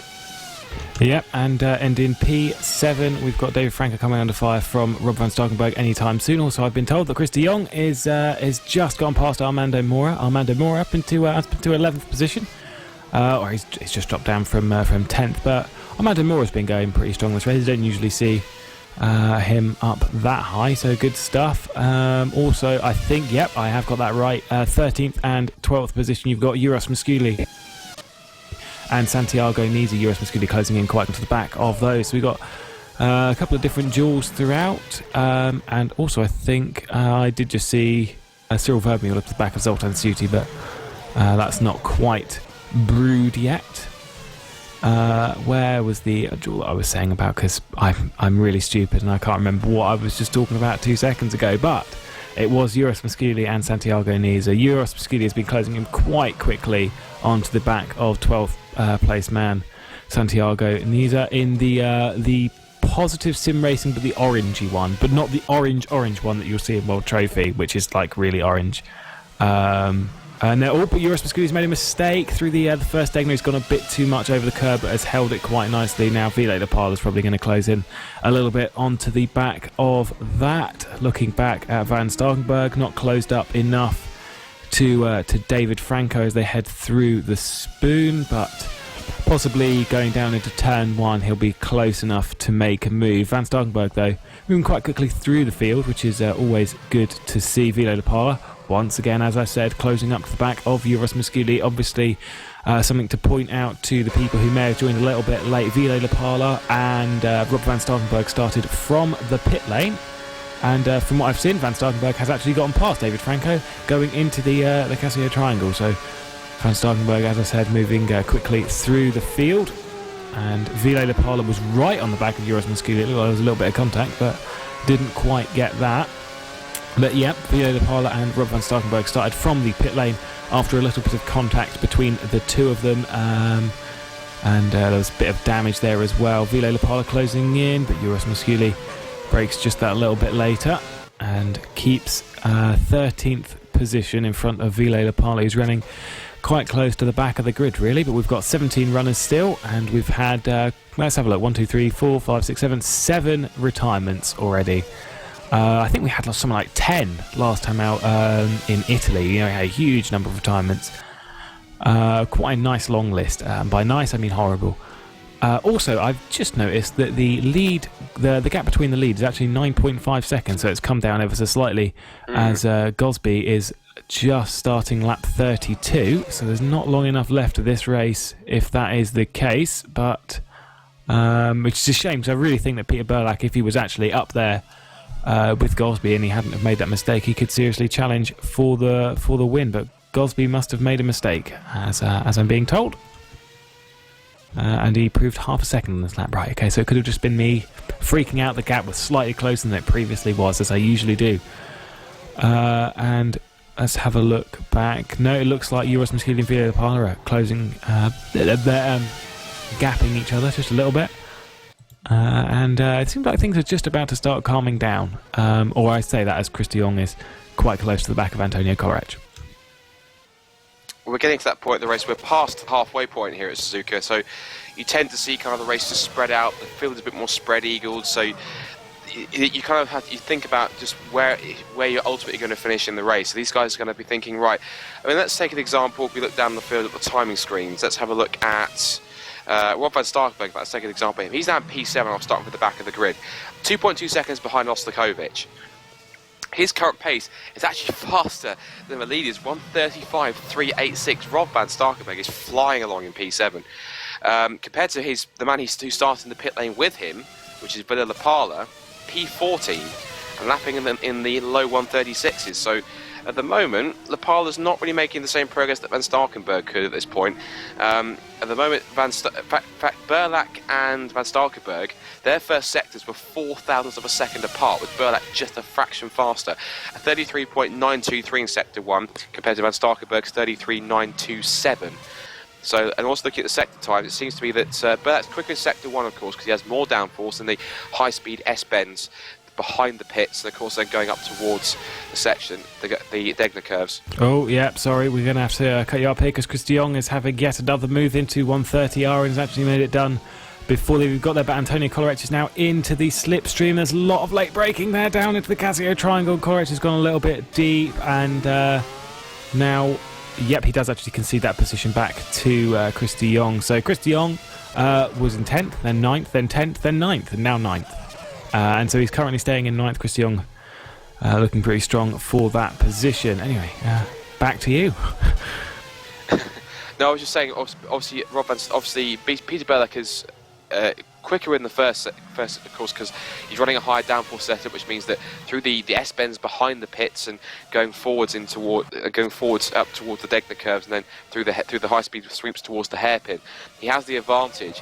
And then, as we've said time and time again in this broadcast, then once you get out of the hairpin, that's where he starts to gain the advantage. That's when Gosby starts to speed.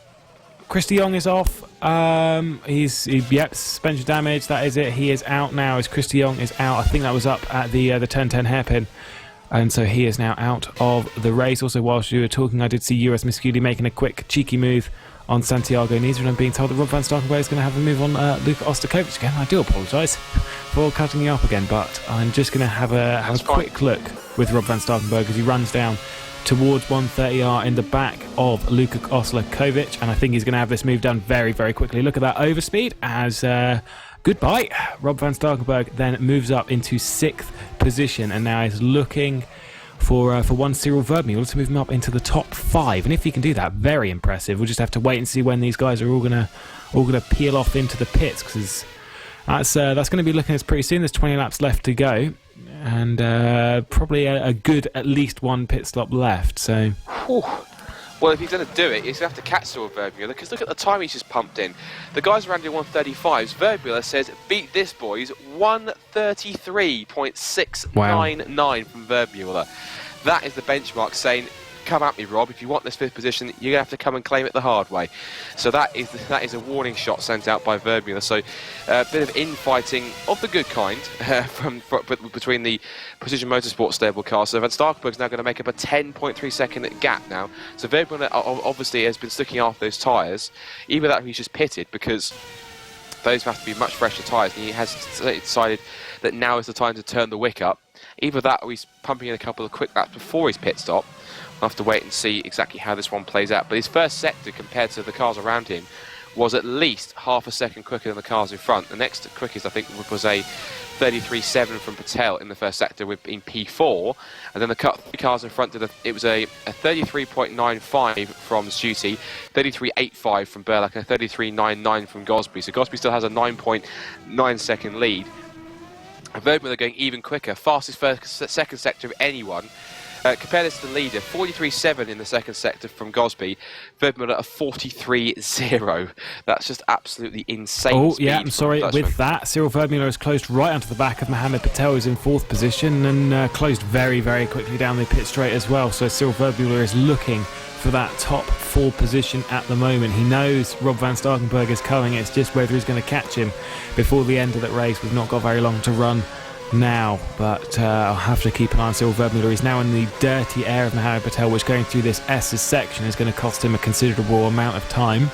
However, going down towards corners like 130R and the Casio Triangle, it should actually benefit him quite a bit, because you're getting into the slipstream and hopefully closing up onto the back. We'll just have to keep an eye as they head into the hairpin after the Degnos. Oh, Cyril Vermeulen a bit out of shape, but keeps it under control.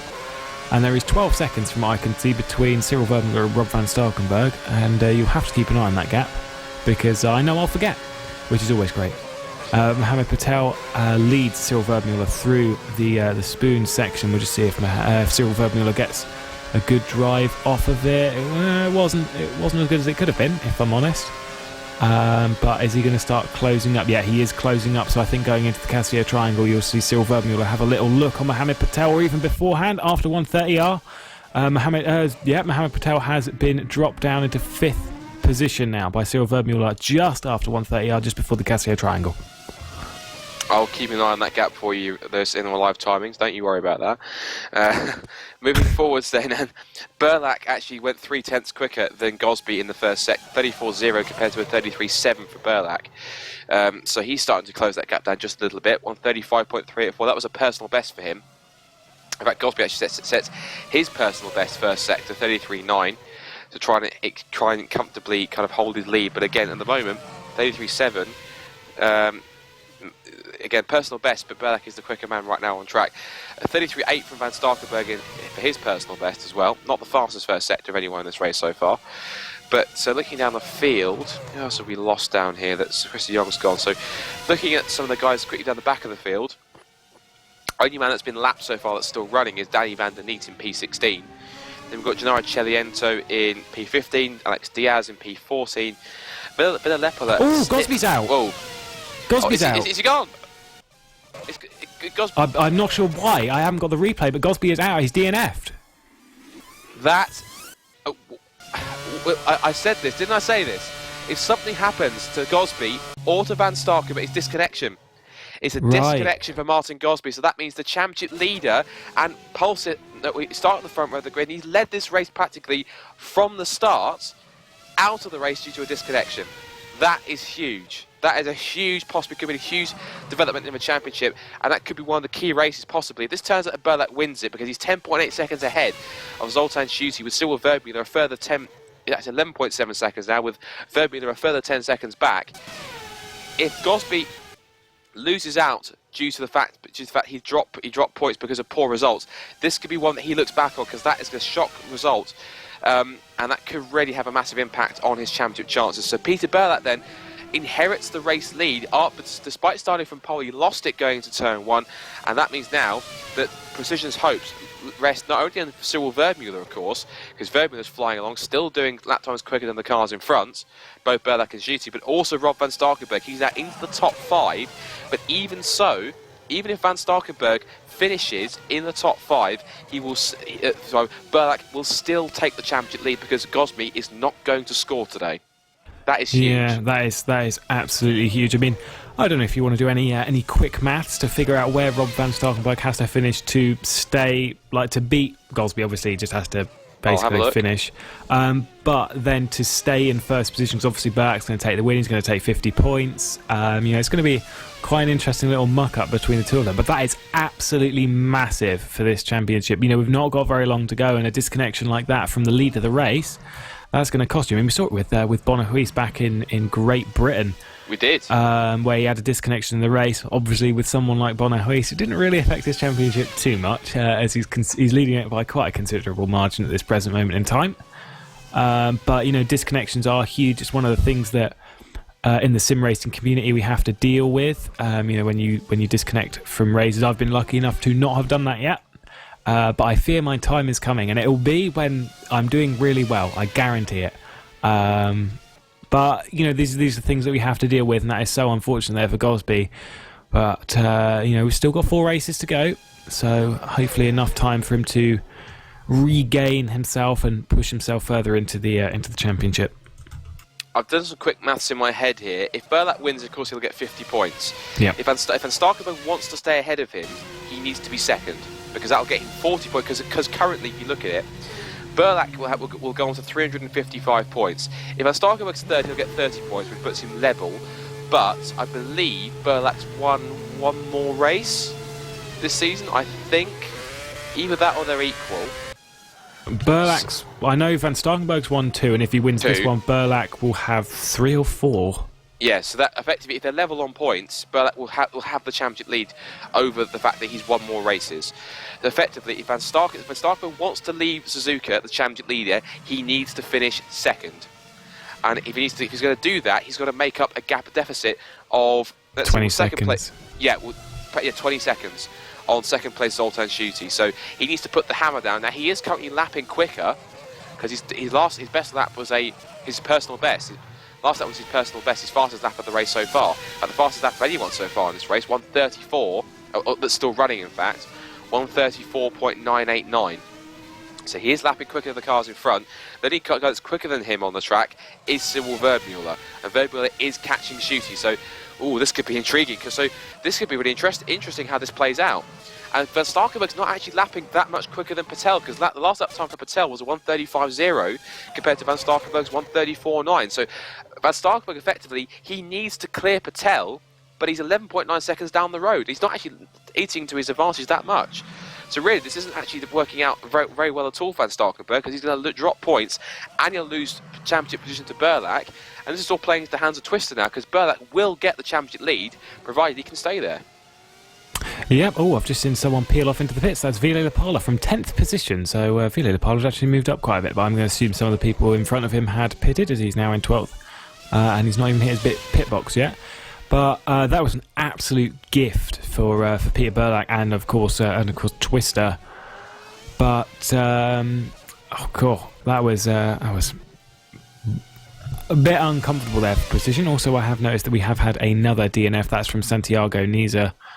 So we now have only 14 different runners, which, considering we started with a good 24, we've dropped 10, which is quite a lot of drivers, to be honest, to have dropped in that period of time. But that didn't work out too brilliantly for for precision, which is so unfortunate. They've dropped 50 points, which if you're new to this, you get 50 points for a win and 40 points for second, and I can't remember the other ones, but there's some points for things. I think it's 30 points for third, 25 points for fourth, 20 points for fifth, something like that. But yeah, when it comes to remembering those points, I'm really terrible.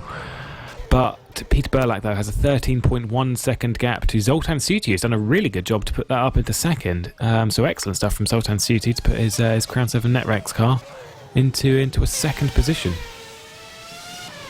So, massive developments here at Suzuka then with 15 laps to go. And a win which looked like it was going to go to Martin Gosby. He was having one or two troubles running wide at some points and losing time to the cars behind. But should be intriguing because now Peter Burlack has now taken over the lead, and as it stands he will take the championship lead, and because at the moment Van Starkenberg is in P5. If I quickly do a refresh of my memory of what the points are you get for finishing in 5th position, you get 20 points. So the gap between them is 50 points, so that'll put Van Starkenberg, if he finishes where he is, if I bring it back up on my screen, 20 points, 345. And Burlack will inherit 355, so Burlack will have a 10-point lead going into the next round in Korea. And I think we've got Mora looking to pass Diaz pretty soon, so if you're not sure if you want to carry on with that one, Lewis, and with that battle at all. I would, yep. Oh, there we go. I was just having a look as to see where Mora was, but he's running in P11, so having a look there for P10, but he went a bit deep into the turn 10 hairpin. I'm going to assume Mora's pitted fairly recently. I scroll down, yep, Mora's pitted on the last lap. And when was Diaz's last pit stop? And I'll just have a quick look. Diaz hasn't pitted for a while. So this explains a lot, which means Armando Mora is probably going to have a move. Let's go possibly down to maybe the Casio triangle. Nope, no, not closed up enough. So down to the first corner, maybe we'll just have to keep our eye on that. Diaz, though, on some pretty old tyres, if I'm honest, doesn't peel off into pits. David Franco, I think that's a DNF. David Franco basically is slid across the pit lane. So if Diaz wanted to pit, he couldn't have done then because it looked like Franco was just kind of sitting in the way there. He's not DNF'd, he's twisted it around and has put himself into the pit lane.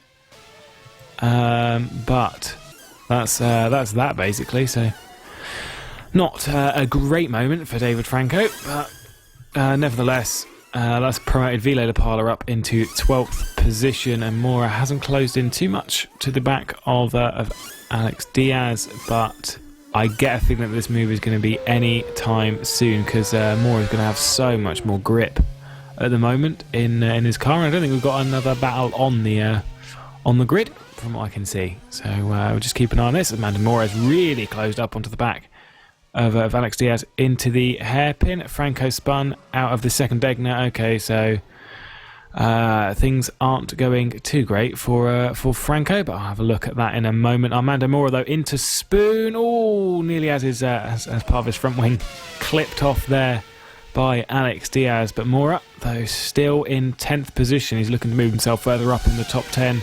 But an excellent showing at the moment for Armando Mora. And Rob van Starkenberg apparently has pitted and is behind a Franco, which is to be lapped. There we go. There goes Armando Mora down the outside into the Casio triangle. So great stuff there from Armando Mora. And that moves Alex Diaz down into 10th position. But I'm going to assume Alex Diaz will probably be pitting soon. Who is actually in the slipstream. So here comes Alex Diaz again. Is he going to have a... Nope, he's not going to have a look. I think Mora may disappear off into the distance now. If he can get this right. Also, I've seen that Burlack has pitted as well, and he's behind Zoltan Suti, which is a kind of battle for the lead, kind of, maybe, sort of thing. Down to 130R, though, Peter Burlack retakes the lead in front of Zoltan Suti, which isn't... The reason why it's not too much of a big thing is because I think Zoltan Suti is going to pit anyway. So that's why, yep, there we go. Zoltan Suti straight into the pits. And has just given Burlack a bit more of a breathing room. Patel, though, stays out in 3rd position, moves himself up into 2nd. And I don't know if he's pitted any time recently. I'm just scrolling down to have a look. His last pit stop was on lap 33, so it was a good 10 laps ago. But if it was onto the harder tyres, then Patel should be good to go to the end of the race. But we'll just have to keep an eye on that. And I don't know if you've seen anyone close in the live time or anything amazing happening. I just watched back what happened to David Franco, which is a real shame because he actually put on a very strong showing this afternoon in the race. I think Juti has just pitted. I think you just said that, but that puts Burlak back into the lead. Patel into second place, and Verbula up to P3 now. Yeah, but with that, Zoltan Suti is looking really, really good behind. Oh, but Zoltan Suti's off. Oh, and he's going to clip the wall, is he? Nope. Okay, right. So slammed straight onto the brakes there. And that must be cold tyres. Yeah. Out of the S's section, the last part of it, got on a little bit too far on the outside, pulled the rear out. So still Verbula there's given a bit of a breathing room as well. And Rob van Starkenburg, though, that's going to close Rob van Starkenburg right onto the back of Zoltan Suti. So Rob van Starkenburg looking very strong at the moment. And there's 30 seconds between him and the leader, and only 6 seconds between himself and Zoltan Suti. So we'll keep our eyes peeled on that one. And Burlak is already making the use of those softer tyres. Look at that, he's pumped in fastest sector of the race in sectors 1 and 2. This is definitely going to be a fastest lap of the race, but by just how much it's going to be intriguing.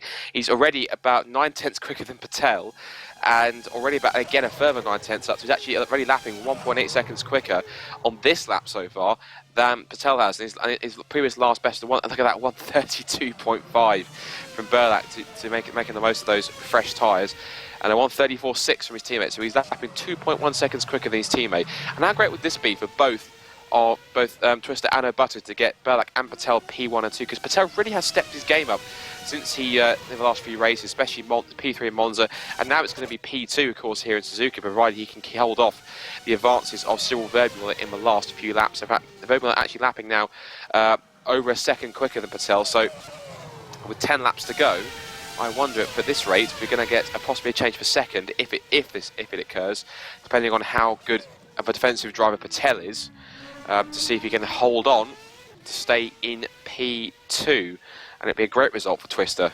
Not only for Burlak in the championship, but Patel will get himself some 40 very valuable points.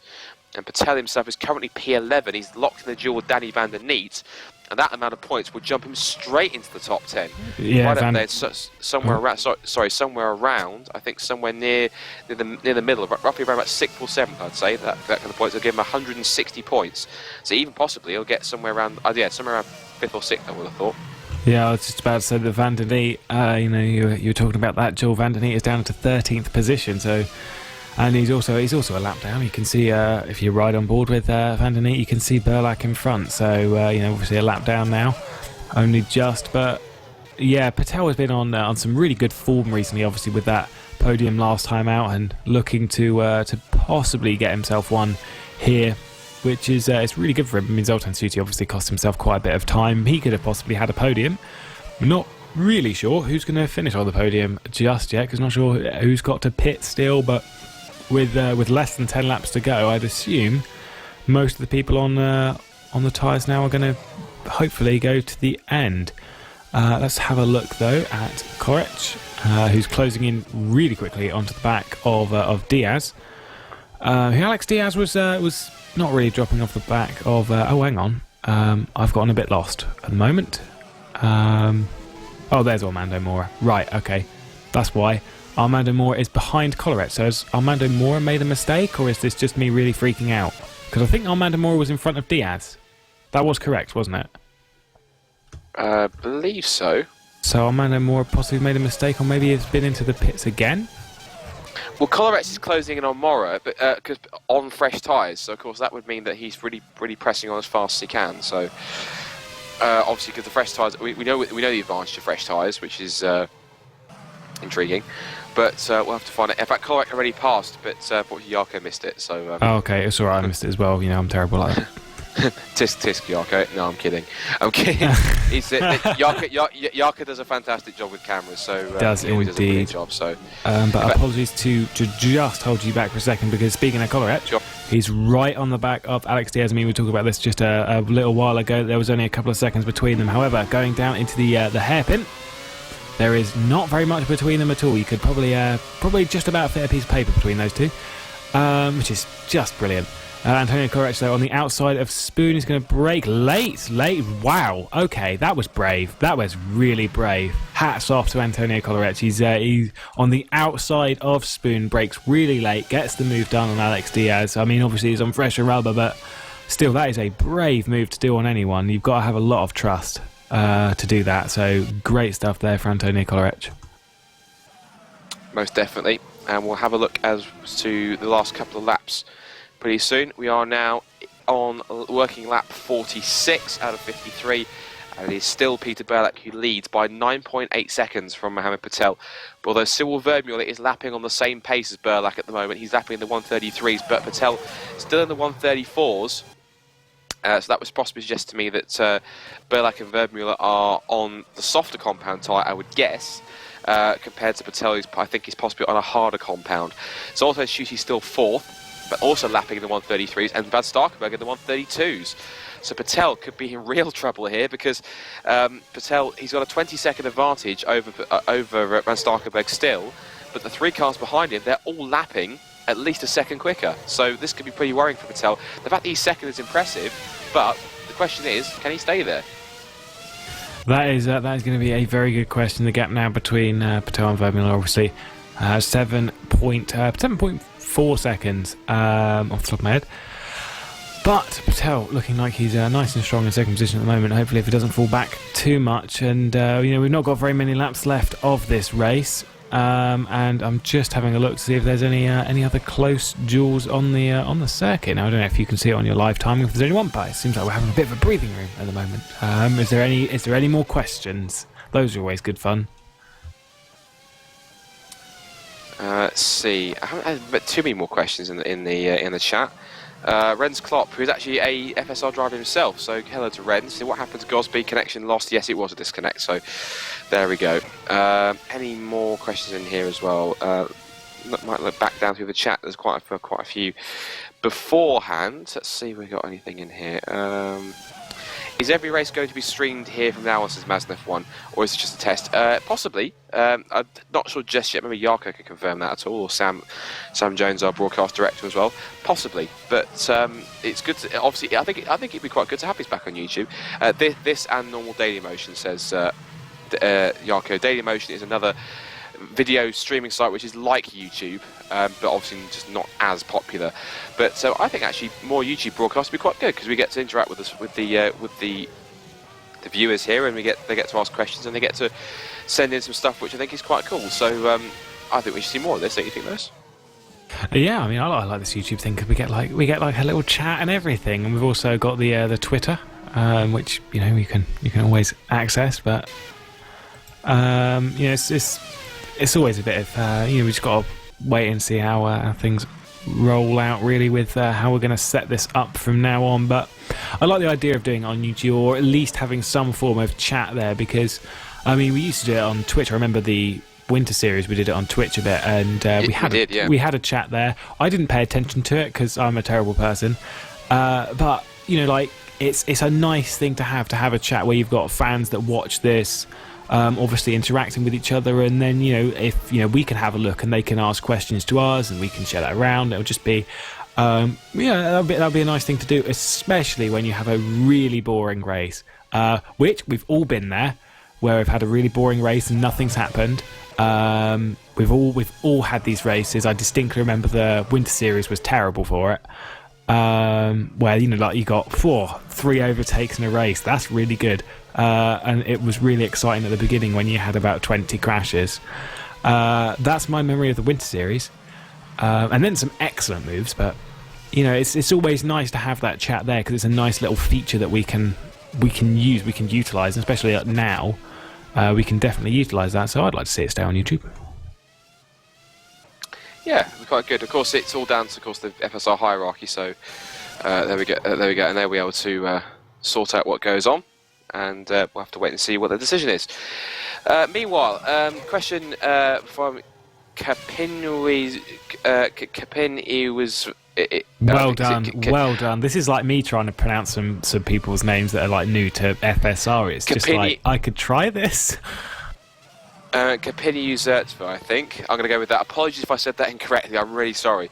But when will the World Championship race start tomorrow? It will start Greenwich Mean Time. That will be about 4:25. About 4:25 on 5:25 Greenwich Mean Time, 6:25 British Standard Time, and if it's GMT plus 2, of course it's 7 p.m. So qualifying is usually around 5:15, 5:20. It'll be Nick Rowland and myself, and then of course then we'll show pretty much the end of Q1, the Q2 top 10 shootout, and of course the main event, another 53 laps that we've had today. But looking at how it's running so far, Peter Belak is still running now atop by 11.7 seconds from Mohamed Patel, and Cyril Vermeulen seems to have lost his tyre advantage because he's now lapping slower than the Abuso GP car in front, which means that he's taken quite a lot out of those soft tyres and now starting to feel the pinch as we head down towards the closing stage of the race. And I think, to be fair, Lewis, for what I haven't seen much of it, I've seen bits and pieces on the stream, but it's obviously it's one of those races where there was plenty of overtaking in, say, the first third, and then the race kind of just calmed down a bit more and just kind of everyone seemed to settle down, and there was a few overtaking moves. It's been more of a race of attrition rather than a race of overtaking in some ways, but we've still got 14 cars left. We lost 10, so it's similar. It's pretty much the same attrition rates we had in Monza. And of course, we're going forward to circuits like Korea. Then we go to Singapore, of course, which is a street circuit as well. And then we go to also the final two races, the twilight race at Abu Dhabi. And of course, Singapore will be a night race as well, as it was back in 2010, and it is in real life. And then we get the season finale once again in Brazil. So we've still got plenty of races to have a lot of action, and of course this blows the championship again very, very much wide open, because as it'll stand finishing this race, looking at the standings, they're going to really close up again if I look at it on my screen once more, because it will mean that Berlak will have 355 points, Van Starkenberg will have 345, and Gosby will have 340. So after 11 races, 15 points separates three drivers at the top of the standings. That is absolutely incredible. It's exactly what we want. This level of competitiveness in FSR is what brings the viewers in, and this is what you like to see. And hopefully, I actually hope in some ways we get the championship going all the way down to the wire in Brazil. Yeah, I was just about to bring that up, that Rob Van Starkenberg is closing onto the back of Zoltan Suti, but I think we've got a little bit of time before that happens, and hopefully it will happen before the end of the race. But no, this kind of happens in WS quite a bit. They will have, not like a load of overtaking at the beginning of the race, and we'll have a little bit here and there throughout of it, but other than that, I wouldn't say it's boring. We've got like a little bit of combat throughout the race. Also, I've just seen Alex Diaz and Armando Mora are quite close together, so that's something to keep an eye on. But Van Starkenberg through the first corner is closing up into the back of Zoltan Suti. There's about 1.5 seconds between the two of them.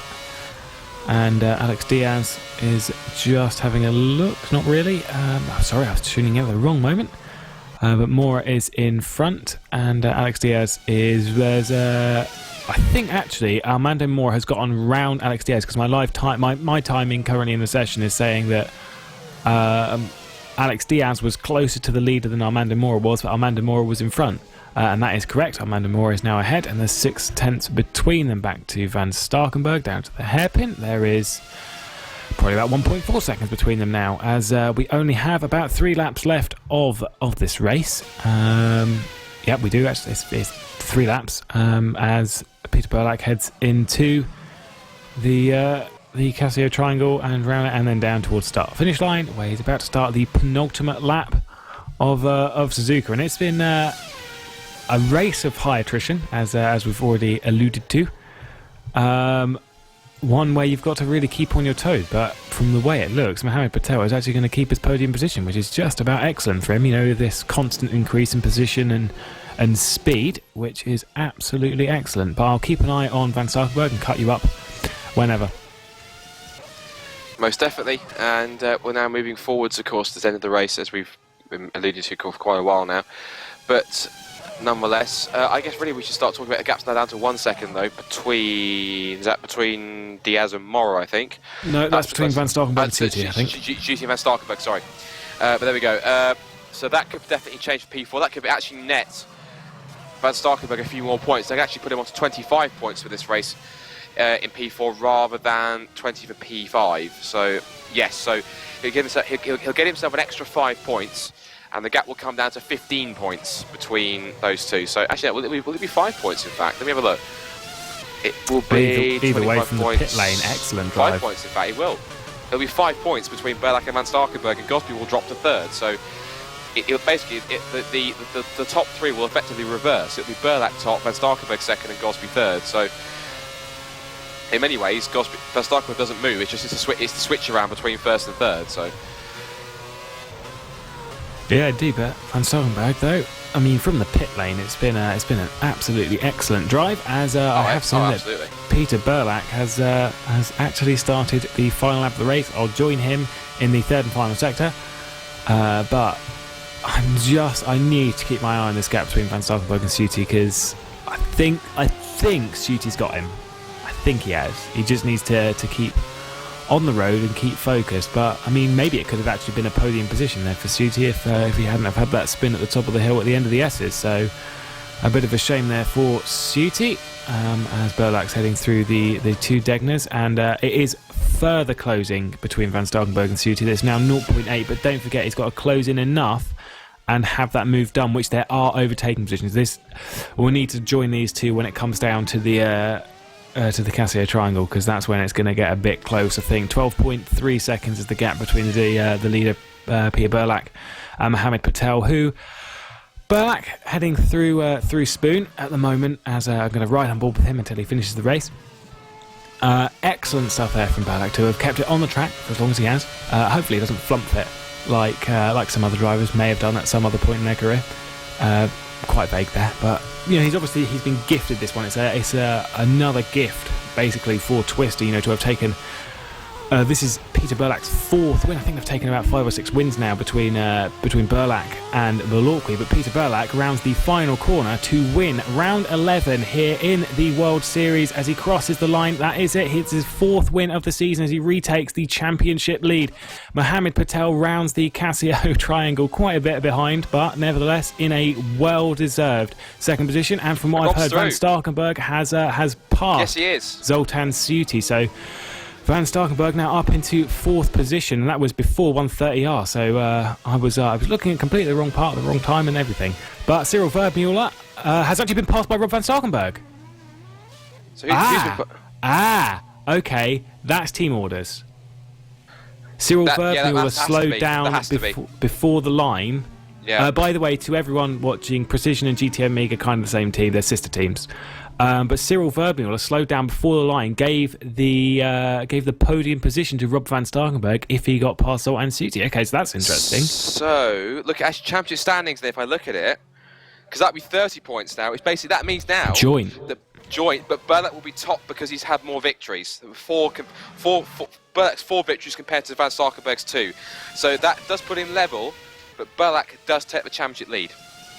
Yeah, and obviously with that, then you've had Zoltan Suti in 5th, Luka Oslakovic in 6th, Uros Musculi just crosses the line in a 7th position, Antonio Kolarec is in 8th, Armando Mora comes home in a nice 9th position, and Alex Diaz not too far behind in 10th. That rounds out your top 10. Then you've had Vilo De Parla, another one from the pit lane.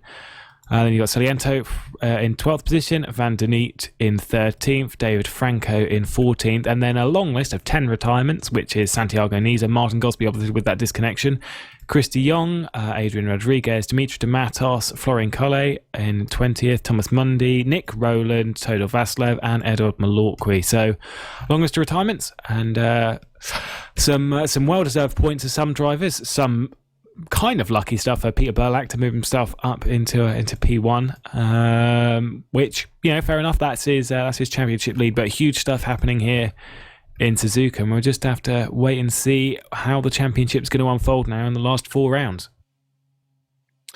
Absolutely, and I think also we should quickly, before we wrap up, is actually describe who we're going to put as our driver of the day, and I think really, for me, there's only one driver that can take it. Berlak took the victory and Patel was second, but Van Starkenberg. It has to be Van Starkenberg. It has to be Van Starkenberg. Because effectively, he lost out on a second row start through no fault of his own. He starts from the pit lane and then still manages to come through, and eventually would have been 4th had Formula not handed him the final podium spot, but still to come third after starting from the pit lane and not getting away until the cars had passed the first sector. Incredible drive. A shout out has to go to Cyril Verbuel and to Mohamed Patel, and of course even Peter Bell at the victory. All those guys are putting in exceptional performances. I think the most unluckiest man is, of course, Martin Goss, because he now leads with 0 points, and he's dropped his spots in the championship, which is not ideal, but it does make it ideal for the fans, of course, moving forwards, as we now have a 15-point gap between the top three in the standings, which for sure will go all the way towards the next round, which is, of course, the Korean Grand Prix, the Korean International Circuit. That's the next time we'll see the World Series. As for the World Trophy and World Championship, still those to come this weekend. Be tuning in at 11:30 GMT, 12:30 British Summer Time for myself and James Tucker, because Lewis is unfortunately not going to be here. So I'm stepping into the breach on that one. Hopefully this time I won't disconnect as I had today. And then, of course, the big event, the main event, is, of course, the World Championship. That will take place at 5:25 GMT. 5:20 GMT with 6:25 GMT for those who are watching in. It'll be 4. The race, the broadcast will start at 5:15. So I'm trying to get this right now. 4:15 GMT time, 5:15 UK time. That's right, 5:15 UK time. And of course that'll be Bono Weiss looking to get another victory and add another one to his tally as he takes another step closer to the championship. And I'm pretty sure unless anyone can overhaul him, it might be a foregone conclusion. But anything can happen here in Suzuka, and it usually does, including Martin Gosby disconnecting. So quick big thanks to our main sponsors, of course, to Thrustmaster, to RC, of course, to SimRace.tv, also to the likes of SimSync Pro, and also to RaceDepartment.com for hosting the forums, and everyone else who makes this possible.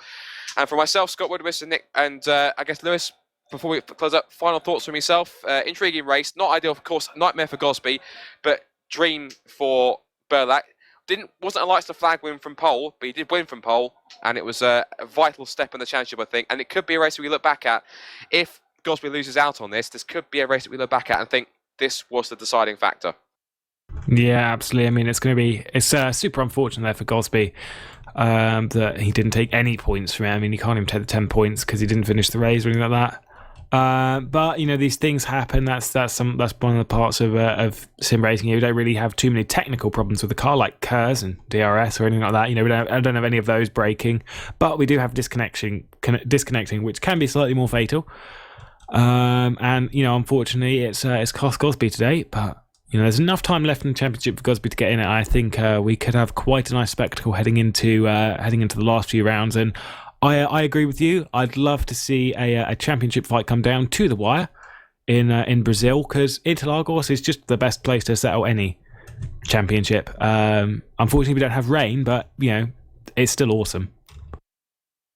Awesome it is indeed, and maybe we don't even need rain to settle things out in the championship fight. It settled many things in the championship. It settled many real races in the F1 World Championship, and hope fingers crossed it can settle the World Series there as well. Very much watching everyone of the guys who've been watching on YouTube and all the guys with their comments, and I had one person tweet me, but that's not a problem.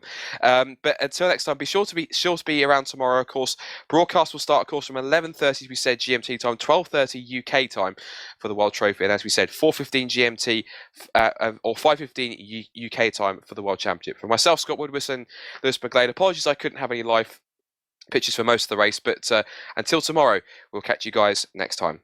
Bye for now.